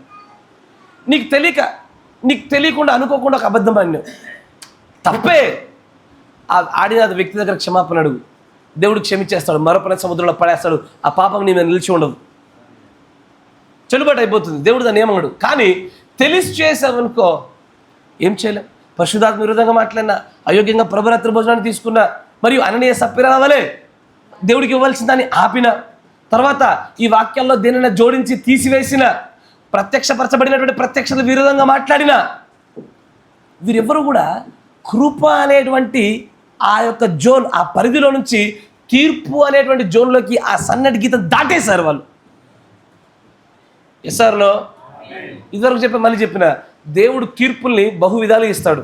ఒకటి ఇన్స్టంటేనియస్ అప్పటికప్పుడు ఇచ్చే తీర్పు ఉంటుంది, కొంతకాలం అయిన తర్వాత వచ్చే తీర్పు ఉంటుంది. కరెక్టేనా? మరికొన్ని అది నీకుండా దేవుడి కార్యం ఇంకొంచెం జరగాల్సింది ఉంది కాబట్టి నేను నిలిపి కాసేపు ఉంచి చివరిలోని సంగతి చూసుకుంటాడు ధవల సింహాసనం దగ్గర. అంతేనా? కానీ తప్పించుకోలేదు. అంతేనా? తర్వాత చదవండి. కృపకు మరియు తీర్పుకు మధ్య గీతను దాటవేశావు. అది క్షమించబడదు. అది ఎప్పటి గురించి మాట్లాడుతున్నాడు? కానీ ఇప్పటికే కృపా సింహాసనమే రక్తం నిలిచి ఉన్నది కదా, అయినా క్షమించబడదా? ఈ పాపాలు ఇప్పటివరకు మనం చెప్పినటువంటి ఈ పాపాలకు క్షమాపణ లేదు, వీటికి మాత్రం క్షమాపణ ఉండదు. కృపాకాలంలోనే ఉన్నాము, రక్తం ఉన్నది, నువ్వు వర్తమానాన్ని వినొచ్చు, నువ్వు ప్రార్థన చేసుకోవచ్చు, ఉపవాసం చేసుకోవచ్చు, అయినా సరే వీటికి క్షమాపణ ఉండదు. వీటిలోకి పడకండి అంటాడైనా. ఇవి ఎన్నటికీ క్షమించబడిన పాపాలు, జాగ్రత్త అంటాడు. తర్వాత చూడండి, ప్రత్యక్షపరచబడిన దేవుని కుమారుని దూషించున్నందుకు సిలువేస్తున్నందుకు దోషులుగా ఉన్నారని ఆ కారణమును బట్టి నేను ఈ తరముపై నేరారోపణ చేస్తాను. చివరి దినములలో ఇలా ఉంటుందని ప్రవక్తలందరి చేత క్రీస్తు చేత స్వయముగా వాగ్దానం చేయబడింది. నోవహు దినములలో జరిగి ఉన్నట్లుగా సొదొమ దినములలో జరిగినట్లుగా ఉంటుంది. దూషించుట అది దేవుని ప్రజలకు దేవుని కుమారుని తాజాగా సిలువ వేయుట. చాలు గమనించండి. మీరు చూసారు అక్కడ ఒక మాట ఉంటుంది, నేను ఈ తరం వారిపైన నేరారోపణ చేస్తున్నాను. I indict this generation. ఎవడైతే ఈ గడియ వర్తమానికుని క్రీస్తు చేశాడో వాడు క్రీస్తును చేయడానికి ఇది మరొక కారణం. అది ఏంటంటే అంటే నేరారోపణ చేసే అధికారము క్రీస్తుకు తప్ప, దేవుడికి తప్ప మనుషులకు లేదు. దీన్ని ఆధారం చేసుకొని వాళ్ళు ఈ గడియ వర్తమానికుని క్రీస్తుని చేశారు. ఈ ఇండిక్ట్మెంట్ అనే వర్తమానాన్ని విన్నప్పుడు, నేరారోపణ వర్తమానం విన్నప్పుడు దాంట్లో మీరు చదివితే ఎంతమంది చదివారు నేను అడగాను, ఎందుకంటే 1-2 చేయలు కంటే లేవు ఇక్కడ. అడిగితే దాంట్లో అంటే నేను ఈ జనరేషన్, ఈ తరాన్ని ఈ తరంపై నేరారోపణ చేస్తూ ఉన్నారు. ఇది ఎప్పుడు చెప్పిన వర్తమానము? 63 మూడో ఏడుపు ప్రత్యక్షత, ముద్రల యొక్క బయలుపాటు అయిపోయింది. అయిపోయిన తర్వాత ఆయన చెప్తున్న మాట, ఈ యొక్క తరాన్ని నేను నేరారోపణ చేస్తా ఉన్నాను. ఈ మాట పలికినందుకు ఒక వ్యక్తి దేవుడు అయిపోతాడా? ఈ మాట పలుకుతున్నందుకే దేవుని యొక్క స్థానంలో ఒక వ్యక్తిని కూర్చోబెట్టొచ్చా? దీని గురించి మాట్లాడుతూ మనకు లేఖనాలు గమనిస్తాం. మత్తయి సువార్త 12వ అధ్యాయం 41వ వచనం. మత్తయి సువార్త 12వ అధ్యాయం 41వ వచనం.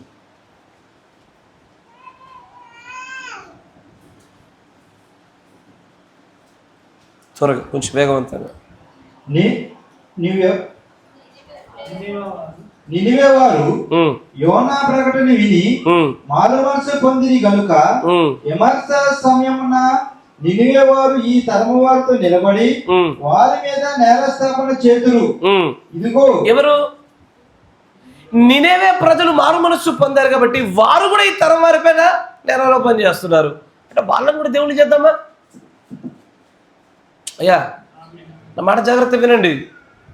ఎందుకంటే దైవత్వాన్ని ఆపాదించడానికి ప్రయత్నం చేస్తున్నటువంటి ఈ దుర్బోధనకు సంబంధించిన వాళ్ళు చాలా చాకచక్యంగా వస్తారు.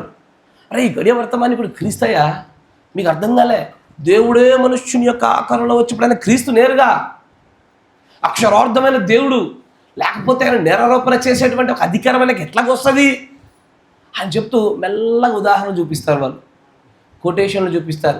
ఇప్పుడు ఏ కొటేషన్ మనం చూపిస్తున్నామో ఏ సేమ్ కొటేషన్ చూపిస్తారు, డిట్టో కొటేషన్.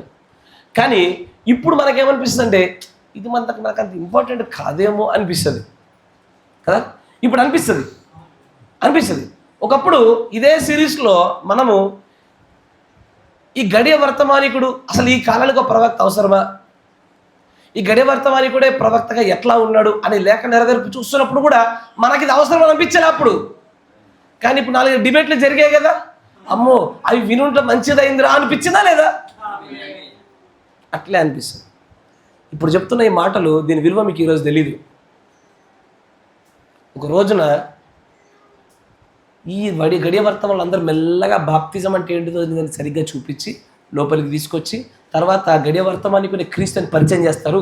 వీళ్ళంతా మోసగాళ్ళు అని మీకు అన్నప్పుడు, అయ్యా ఇప్పుడు మనం మాట్లాడుతున్న ఈ మెసేజ్ సిరీస్ ఏదైతుందో ఈ సిరీస్ని కనుక నువ్వు ప్రదర్శించుకోలేకపోతే నువ్వు అలాంటి గుంపుకు సంబంధించిన వాడు కాదని నువ్వు చెప్పినా నమ్మండి. నేను ఒక రోజు మేము అలాంటి వ్యక్తులం కాదయ్యా, మేము వర్తమానికుని గట్టిగా పట్టుకున్న వాళ్ళం, సరిగ్గా అర్థం చేసుకున్న వాళ్ళం, మేము ఆయన క్రీస్తుని కానీ దేవుడని కానీ అనే ప్రజలం కాదు అని. అయ్యా, మీకు ఎలాగో చెప్పాలో ఎట్లా చెప్పాలో మీకు తెలియకపోతే, లూకా 17:30 గురించి పెద్ద కాంట్రవర్సీ ఈ రోజున. The Elijah of this day is the lord Jesus Christ. మనుష్య కుమారుడి యొక్క రాకడ దినాల కూడా ఇలాగ జరుగుతుందనే విషయాల గురించి చెప్పబడిన వివరణను పట్టుకునే తనని క్రీస్తు అని పిలుస్తున్నారు. కాదనట్లు నిరూపిస్తావు చెప్పండి ఒకసారి మాకు. అయ్యా, the Elijah of this day is lord Jesus Christ. దీన్ని బట్టి మీరు అందరూ ఒక వ్యక్తిని దేవుడు అంటున్నారయ్యా అన్నారు. ఏం చెప్తారు?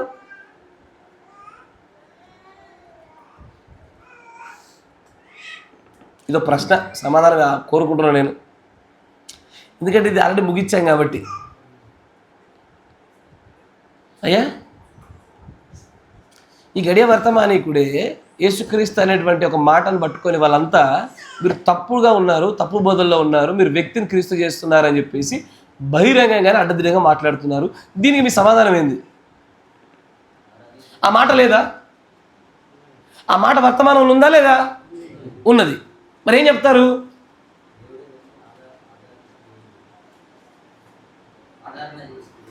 ఆరాధించే దేవుడు కాదంటారా? అంటే మనం అందరం మాట్లాడాలమే బ్రదర్. మీరు ఎప్పుడైనా చెప్పుకున్నారు నేను యేసుక్రీస్తునని?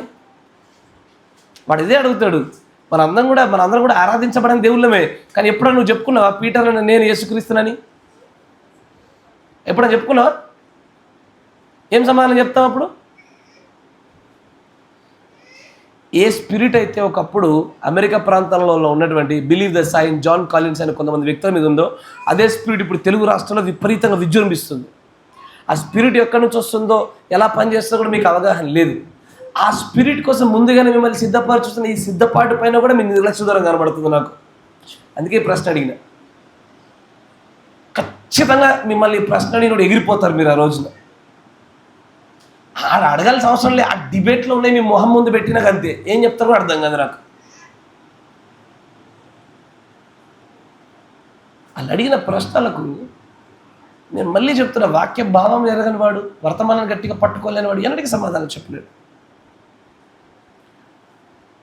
ఏ చెప్పకపోయినా పర్వాలేదు బ్రదర్, నేను నిలబడతాను. నువ్వు నిలబడతావేమో, నీ తర్వాత నిలబెట్టుకోగలుగుతావా? నీ తర్వాత నిలబెట్టుకోగలుగుతావా? వాడు స్కూల్కి వెళ్ళినప్పుడు, కాలేజీకి వెళ్ళినప్పుడు ఎవడో ఒకడు ఇలా కూడా ప్రశ్నించేవాడు దొరికితే వాడు జారిపోవడానికి గ్యారంటీ ఇస్తావా నాకు? మరి ఏమర్పాటు నీకు?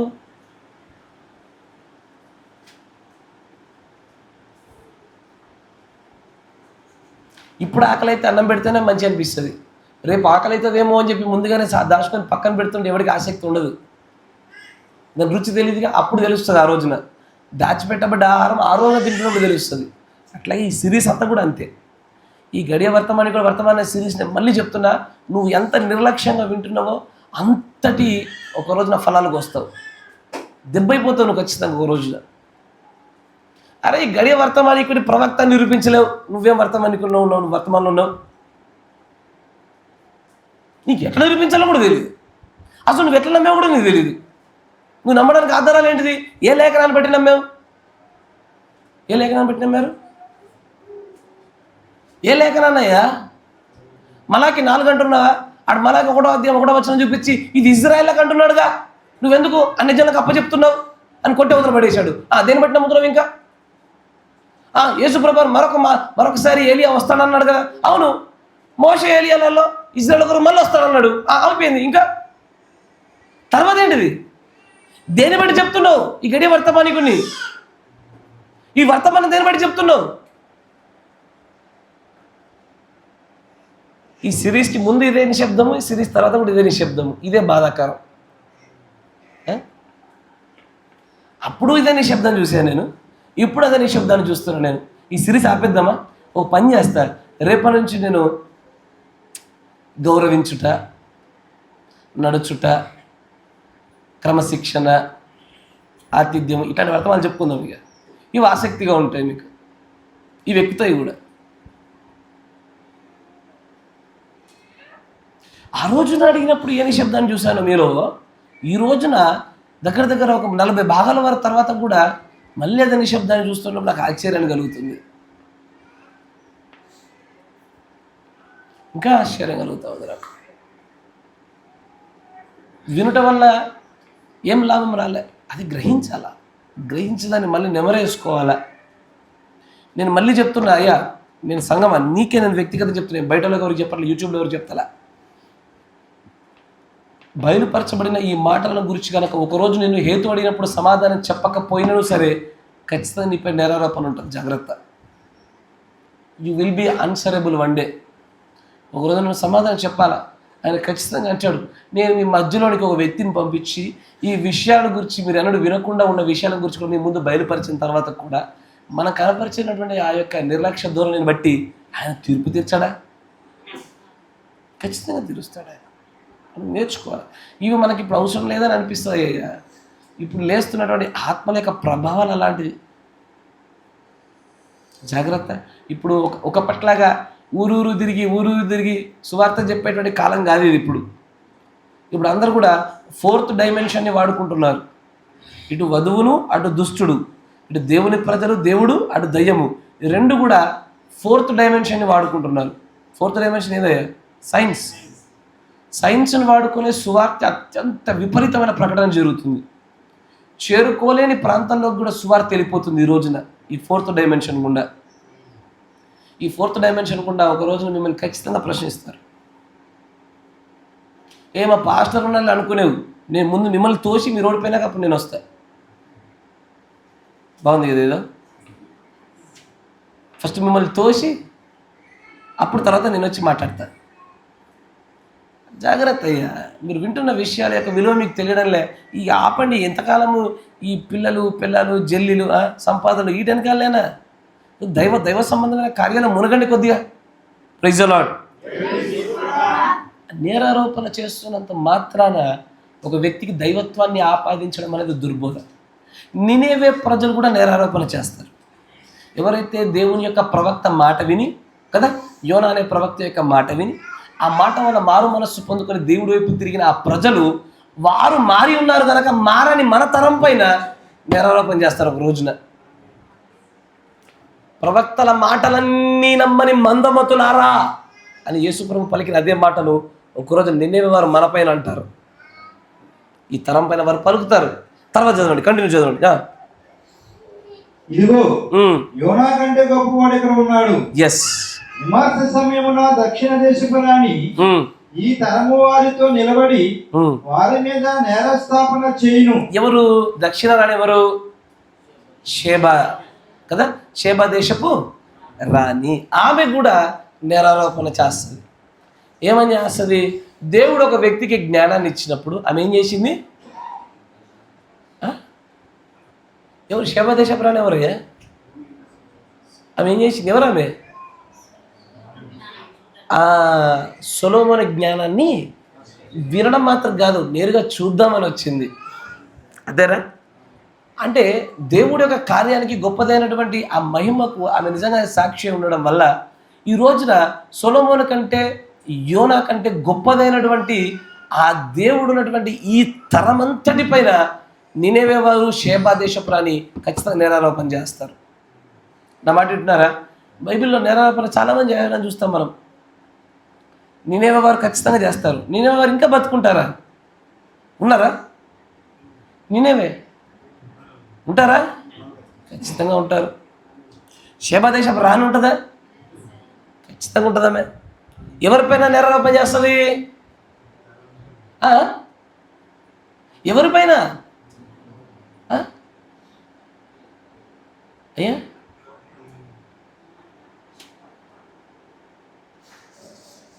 యేసు ప్రభు వారు ఉన్న కాలంలోనే ఉన్న ప్రజలపైన నినేవారు, షేబా దేశపు రాణి నేరారోపణ చేస్తే, సొలొమోనుకి ఇవ్వబడినటువంటి ప్రత్యక్షత జ్ఞానముల కంటే అధికమైన ప్రత్యక్షత ఇవ్వబడిన కాలంలో ఉన్న నీవు నినేవే ప్రజల వలె నీ యొద్దకు ప్రవక్తను పంపించి చెప్పబడిన తర్వాత కూడా మార్పు చెందని నీవు నీపైన, నాపైనే ఆ నినేవే వారు, షేబా దేశపు రాణి చేసే అతిపెద్ద నేరారోపణలు.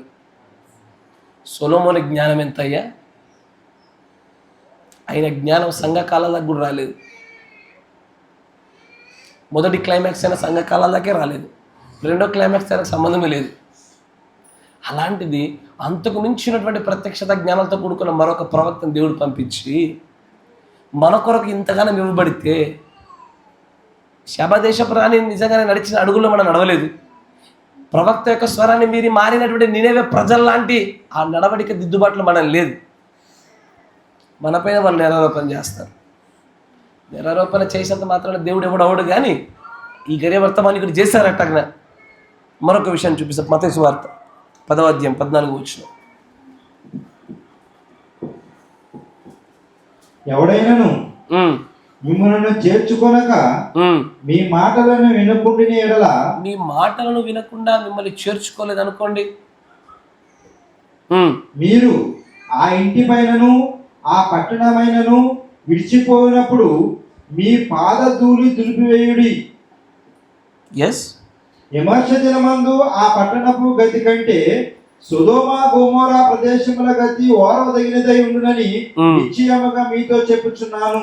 ఆ దులుపుతున్న ఆ ధూళే అయ్యా. ఇప్పుడు ఒక మాట వినండి. మీరు ఒక ఇంటికి వెళ్ళినప్పుడు పైన చదవండి ఒకసారి, ఆ విషయాన్ని గురించి మీకు అర్థమవుతుంది మాట. మరియు ఏ పట్టణంలోనైనా గ్రామంలోనైనా ప్రవేశించారు, అందులో ఎవరు యోగ్యుడో విచారణ చేసి అక్కడ నుండి వెళ్ళు వరకు అతని ఇంటినే బస చేయుడి. ఆ ఇంటిలో ప్రవేశించుచు ఇంటి వారికి శుభమని చెప్పుడి. ఆ ఇల్లు యోగ్యమైనదైతే మీ సమాధానము దాని మీదకి వచ్చును. అది అయోగ్యమైనదైతే మీ సమాధానం మీకు తిరిగి వచ్చును. ఎవడైనా మిమ్మల్ని చేర్చుకొనక మీ మాటలు వినుకుని ఎడల, మీరు ఆ ఇంటినైనను ఆ పట్టణమునైనను విడిచిపోవునప్పుడు. అంటే ఏంటి? ఒక ఇల్లు చేర్చుకోకపోయినా ఆ పట్టణం అంతటికి కూడా అదే గతి. నా మాట వినండి. ఒక పట్టణంలోకి ఎంటర్ అయిన తర్వాత, ప్రవేశించిన తర్వాత దాంట్లో ఎవడు యోగ్యుడో తెలుసుకోవాలి. యోగ్యుడు అంటే దేన్ని బట్టి? దండి ఎవరి దగ్గర పైసలు ఉంటాయి వాడా? ఎవడైతే దేవుని పట్ల ఆసక్తి కలిగి ఉండి తన యొక్క క్రియలను బట్టి కాక దేవుని పైన ఆధారపడి తన యొక్క క్రియల్ని మార్చుకోవడానికి సైతం ఇష్టపడేటువంటి నీతిమంతుడని పేరు కలిగిన వారి ఇంటికి ఆ సువార్త వెళ్ళాలా, ఆ వర్తమానం వెళ్ళాలా. ఒకవేళ ఆ గ్రామం అంతటా దేవుడు లెక్క చేయడు, ఆ దానిలో ఉన్నటువంటి దైవ సంబంధమైన చిత్తంలో ఉన్నటువంటి ఆ యొక్క ఎవరు యోగ్యులైనబడిన వాడి కుటుంబానికి మాత్రమే మాట చెప్తున్నాడు. కానీ వాళ్ళు చేర్చుకోలేదు అనుకో, చేర్చుకొని ఆ ఒక్క ఇంటికే కాదు, ధూళి ఎక్కడ దులిపొచ్చు? ఇంటి దగ్గర దులిపొచ్చు, పట్టణం దగ్గర దులిపొచ్చు. ధూళి అంటే ఎంత దులిపాలా? 1 కేజీ, 1/2 కేజీ దులిపొచ్చా? అయ్యా నా మాట ఏంటంటే నేరారోపణ గురించి చెబుతాను మీకు. ఓకే, 1/2 కేజీ దొరికితే పర్వాలేదు, అది దులిపినట్ట? అది కాళ్ళకు ఇంత మట్టి తీసుకొని అతికించుకొని తీసుకొచ్చి జిజ్జు దులిపాలా? ఎట్టగా? రేణువు, ఒక్క రేణువు చాలు. 1 single grain of sand is enough.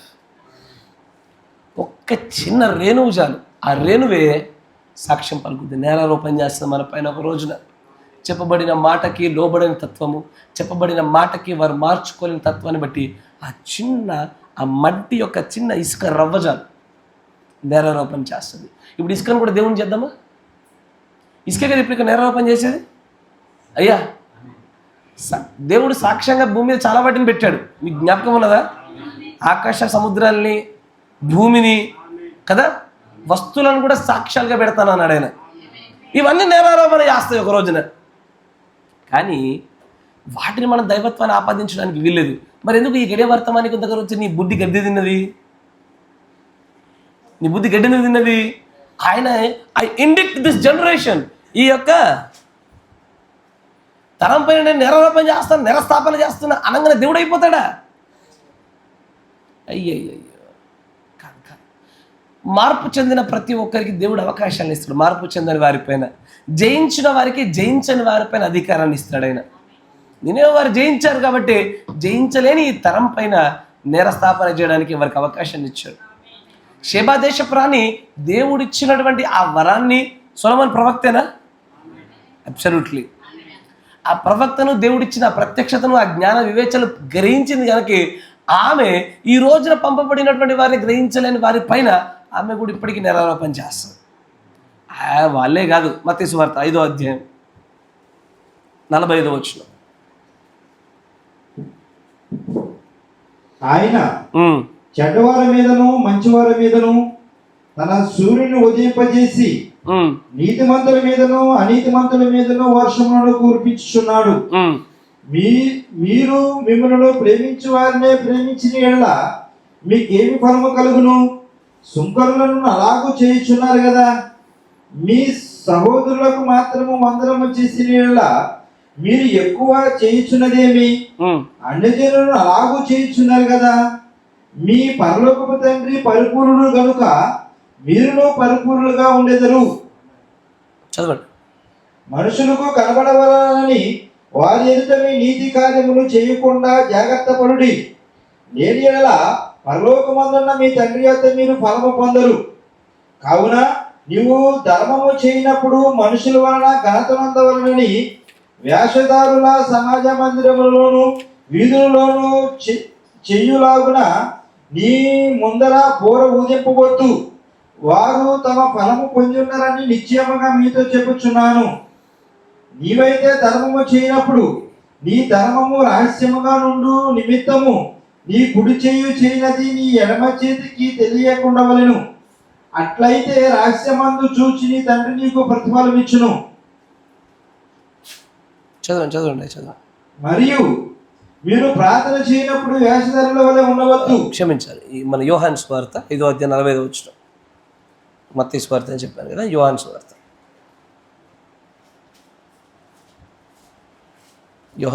5వ అధ్యాయం 45వ వచనం.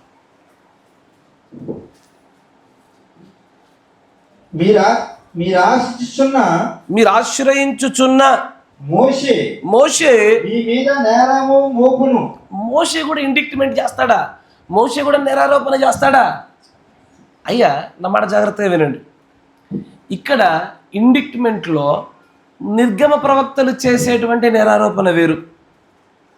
ఎందుకంటే మోషే నేరారోపణ చేస్తున్నాడు యూదుల పైన, యేసు ప్రభువు నేరారోపణ చేస్తున్నాడు పరిశుద్ధాత్మ విరోధంగా మాట్లాడే వారిపైన. మొదటి నిర్గమ ప్రవక్త చేసినప్పుడు, రెండవ నిర్గమ ప్రవక్త చేసినప్పుడు అదే కార్యం మరలా పునరావృతం మూడవ నిర్గమ ప్రవక్త కూడా జరగాల. అది ఆయనను ప్రవక్తనే చేస్తుంది కానీ దేవుని చేయదు. ఎసార్నో మొదటి నిర్గమ ప్రవక్త అయినటువంటి మోషే యూదులు ఇజ్రాయేల్ పైన నేరారోపణ చేస్తున్నాడు ఆయన.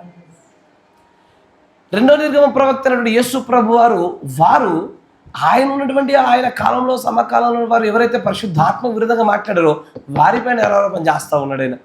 ఈ గడియ వర్తమానికుడు కూడా వాక్యం యొక్క సంపూర్ణ వాక్య బయలుపాటు తీసుకొచ్చిన తర్వాత విని మారకుండా ఉండిన మన పైన, ఈ తరం పైన కూడా నేరారోపణ చేస్తున్నాడు ఆయన. అందుకే బైబిల్లో జాగ్రత్త, పాత్రలను గురించి మాట్లాడి ఒక సూత్రం పెడతాడు దేవుడు.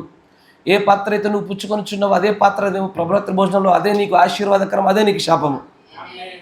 దాన్ని సరిగా తీసుకుంటే ఆశీర్వాదం, సరిగ్గా తీసుకోకపోతే శాపం. అదే రీతిలో ఈ వర్తమానం కూడా అంతే. ఈ వర్తమానం వింటున్నాం, ఈ పాత్ర మన దగ్గరకు వచ్చేసింది, తీసుకుంటున్నామయ్యా. తాగుతున్నామా దీనిలోది? తాగుతున్నాం. ఎలా తాగుతున్నాము? యోగ్యముగానా అయోగ్యముగానా? ప్రభురాత్రి భోజనంలో యోగ్యంగా అయోగ్యంగా అంటే ఏంటిది? చేసిన దాన్ని బట్టి క్షమాపణ అడిగి మరొకసారి అలాంటి చేయకుండా ఉండేటువంటి ఒక సంకల్పంతో తీసుకోవడమేగా. ఈ వర్తమానం కూడా అంతేగా. ఒకప్పుడు చేసిన దాన్ని బట్టి క్షమాపణ అడిగి మరలా దాన్ని చేయకుండా ఉండాలనే కదా. కానీ ఈరోజు మళ్ళీ మనము ఇదే వర్తమానం వింటూనే క్షమించబడని పాపాలు చేస్తున్నాం. మనం క్షమించబడేవి కాదు, క్షమించబడనివే చేస్తున్నాం డైరెక్ట్గా.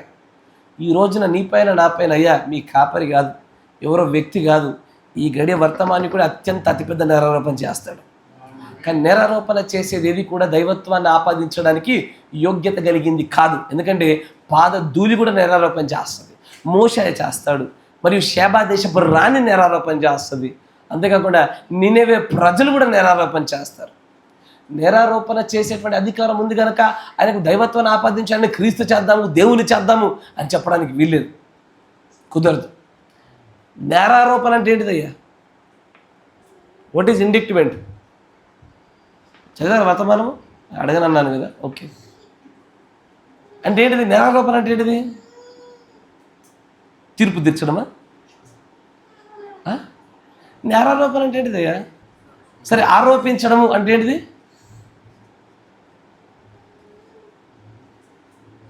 ఆరోపణ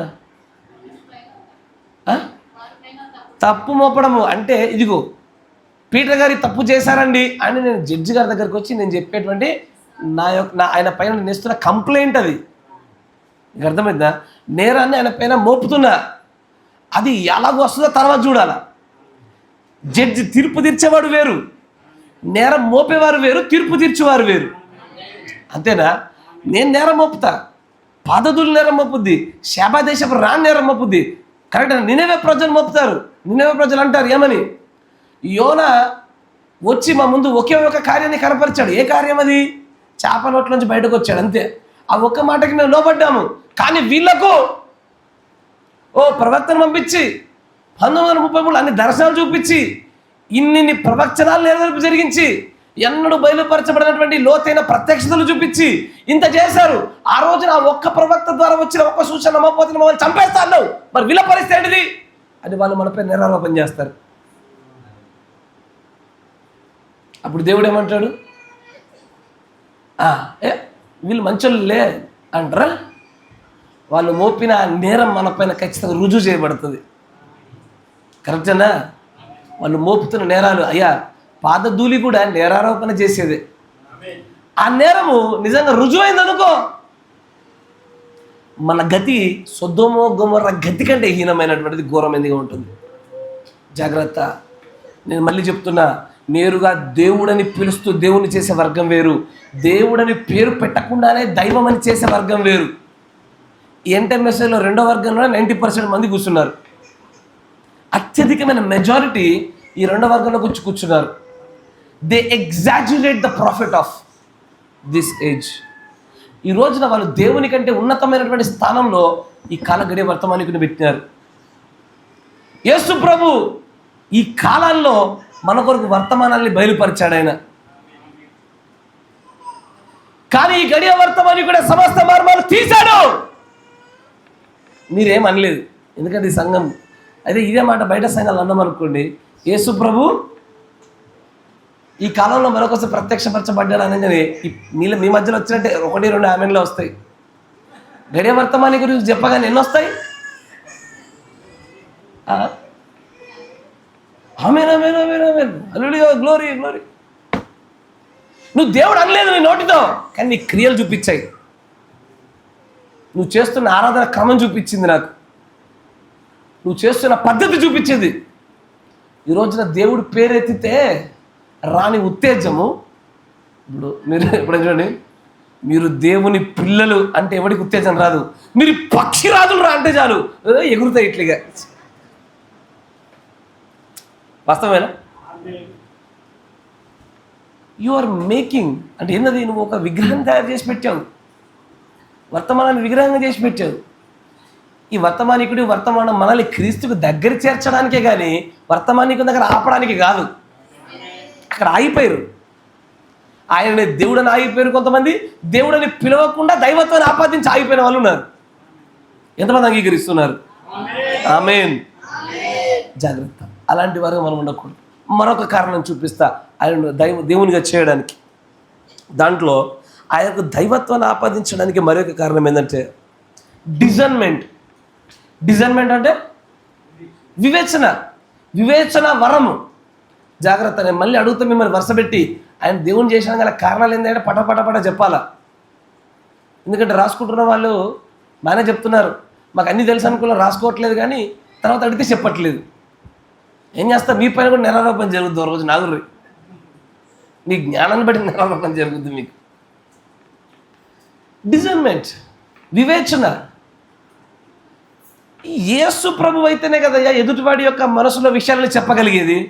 సమరయ స్త్రీ ఉన్నది, యేసు ప్రభు సమరయ స్త్రీ దగ్గర ఎదురు పడగానే ఆమె ఒక్క మాట అయినా పలకకుండానే, ఆమె యొక్క వ్యక్తిగత జీవితాన్ని గురించి బహిర్గతం చేయకుండానే యేసు ప్రభు వారు ఆమె యొక్క వైవాహిక జీవితాన్ని గురించి, ఆమె యొక్క ఆరాధన క్రమాల గురించి మొత్తం చెప్పేశాడు ఆయన.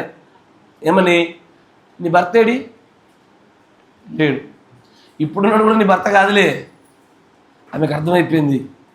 I perceive though art as a profit. నేను నువ్వు ప్రవక్తమని గ్రహించుచున్నాను అంటున్నా. ఆ సమరయ స్త్రీ ఏమంటది?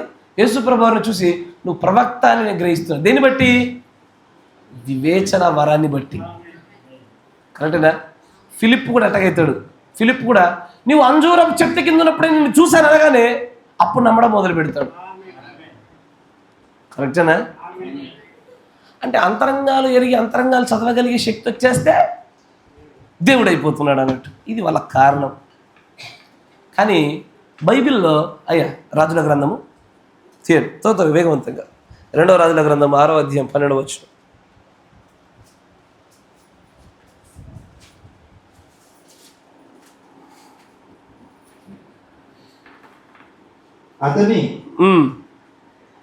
అతని సేవకులలో ఒకడు రాజువైన నా ఏలినవాడా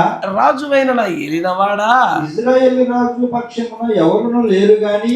అసలు మనం మాట్లాడుకున్న ప్రతిదీ వాడికి ఎట్ట తెలుస్తుందయ్యా? మనం పన్నాగం పన్నుతుంది ప్రతిదీ వాళ్ళకి ఎట్లా తెలుస్తుంది? ఇశ్రాయేలులకి ఎలా తెలుస్తుంది? మనలో ఎవడైనా వాళ్ళకి గూఢాచారులు ఉన్నారా? అప్పుడు అక్కడ అంటాడు, నా ఏలిన వాడైన రాజా. ఇశ్రాయేలు రాజు పక్షమున ఎవరు లేరు గాని. ఇశ్రాయేల్ పక్షాన్ని ఎవ్వడు లేడయ్యా. ఇశ్రాయేలులో ఉన్న ప్రవక్తయగు ఎలీషా మీ అంతఃపురమందు మీరు అనుకున్న మాటలు ఇశ్రాయేలు రాజుకు తెలియజేయుననెను. అక్కడ ఒక ప్రవక్త ఉన్నాడు. ఆ ప్రవక్త ఏం చేస్తాడంటే, నీవు మాతో మాట్లాడే మాటలు కాదు, నీవు నీ అంతఃపురంలోనే నీతో నువ్వు మాట్లాడుకునే నీ అంతరంగ మాటల్ని కూడా ఆ రాజుకు తెలియజేసేవాడు ఒకడు ఉన్నాడు. ఈ విషయం కూడా దేవుని చేద్దామా? అంతరంగాలు చదివేస్తే వివేచన వరం వచ్చేస్తే దేవుడు అయిపోతాడా? ఆ వరము ఖచ్చితంగా ఈ ఏలియా ఆత్మలో అత్యధికంగా బలంగా వాడబడిన వరం అది. ఏలియాలో నుంచి ఎలీషా పైకి, ఎలీషాలో నుంచి ఈ గడియ వర్తమానికుడు వైపు, ఈ గడిత వర్తమానంలో నుంచి మరలా యూదుల కొరకు పంపబోతున్నటువంటి మోషే ఏరియాలలో మరలా వాడబడతా ఉంటుంది. అదే గ్రంథంలో 5వ అధ్యాయం తీయండి, 4వ అధ్యాయం 9వ వచనం. కాగా ఆమె తన పెనిమిటిని చూచి మన యొద్దకు వచ్చుచు పోవచ్చున్నవాడు భక్తి గల దైవజనుడని నేను ఎరుగుదును, కావున మనం అతనికి గోడ మీద ఒక చిన్న గది కట్టించి అందులో అతని కొరకు మంచము, బల్ల, పీట దీపస్తంభము నుంచుదుము. అతడు మన యొద్దకు వచ్చినప్పుడల్లా అందులో బస చేయవచ్చునని చెప్పాను. ఆ తర్వాత అతడు అక్కడికి ఒకానొక దినమున వచ్చి ఆ గదిలోకి వచ్చి అక్కడ పరుండెను. పిమ్మట అతడు తన దాసుడైన గేహాజీని పిలిచి ఈ షునేమీరాలిని పిలువమనగా. షునేమీరాల గురించి మనందరికి తెలుసు, ఎందుకంటే ప్రవక్త ఫలమును పొందుకున్న వాళ్ళలో షునేమీరాలు చాలా గనురాలుగా చూస్తాం మనం. ఆమె కూడా అక్కడికి వస్తూ పోతున్నటువంటి వ్యక్తిని దైవజనుడు అనే విషయాన్ని ఊరికే కనిపెట్టింది. ఆయన నేను దైవజనుని అని చెప్పుకొని తిరిగినోడు కాదు. అయినా సరే దేవుడు ఆమెలో ఉంచినటువంటి ఆ వివేచన జ్ఞానం, అది షునేమీరాలు కూడా దైవత్వానికి ఆపాదించేస్తారా? ఎక్కడైతే వివేచన వరం ఉంటుందో దాన్ని బట్టి దైవత్వాన్ని ఆపాదించడం అనేటువంటి తప్పు. అది దేవుని దగ్గర నుంచి వచ్చేటువంటి ఒక వరం అంతే. ఎందుకంటే 9 వరాలలో వివేచన అనేది కూడా ఒక వరమే. వరాలు ఉన్నంత మాత్రాన వాళ్ళు దేవుళ్ళు అయిపోరు. ఎసార్నో వరాలు ఉన్నంత మాత్రాన దేవుళ్ళుగా ఎంచబడ్డానికి వీల్లేదు. అదే రీతిగా ఈ గడియ వర్తమానికుని కూడా దేవుడిగా ఎంచడానికి ఎన్నటికీ కుదరదు. ఏ ఏ కారణాలను బట్టి ఎవరు ఎంటెమెసేజ్లో ఉండి దేవుడు క్రీస్తుని మొక్కుతున్నవారు సంఘ శాఖలుగా ఉండి, లేదు ఎంటెమెసేజ్ వాళ్ళంతా కూడా నెమ్మదిగా ఆయన క్రీస్తు అని చెప్పి చూపిస్తారు అని చెప్తున్నా. ఈ ఇరువురు తప్పే, వీడు తప్పే, వాడును తప్పే. ఎందుకంటే క్రీస్తు యొక్క స్థానాన్ని మనం ఎవ్వరికి ఇవ్వము. దేవుడి స్థానం దేవుడిదే. ఒక ప్రవక్తకైనను, ఒక కాపరికైనను, ఒక మనిషికైనను ఆయన స్థానాన్ని మనం ఎప్పుడు ఎవరికి ఇవ్వడానికి వీల్లేదు. God bless you. దీవించిన మిగతా విషయాలు మనము నెమ్మదిగా చూద్దాం. దేవుడు అనుగ్రహిస్తున్న కొలది మోకరించండి, ప్రార్థన చేసుకుందాం. మన మధ్యలో ఉన్నటువంటి సహోదరులు మోషే బ్రదర్ గారు క్లుప్తంగా ప్రార్థన చేస్తారు.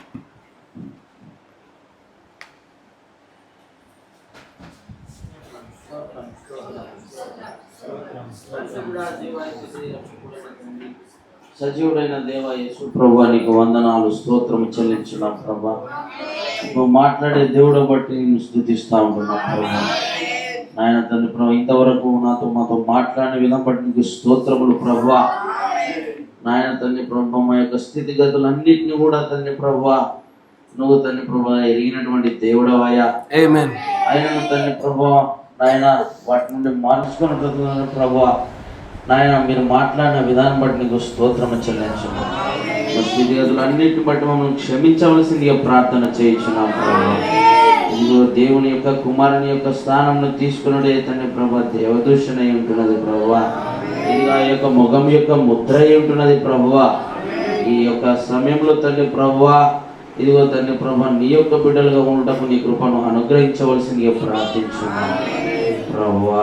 ఇదిగో తండ్రి ప్రభు విత్తబడినటువంటి వాక్యము తండ్రి ప్రభా మా అందరిలో నూరంతలుగా ఫలింప చేయమని ప్రార్థన చేయించున్నాం ప్రభువా. మరి నాయన తండ్రి ప్రభా, మరి నాయన ఇదిగో తండ్రి ప్రభా, మరి నాయన ఆ నినివే పట్టణస్తులు తండ్రి ప్రభా మారిన వారి మీద తండ్రి ప్రభా నేరారోపణ చేయించున్నారు.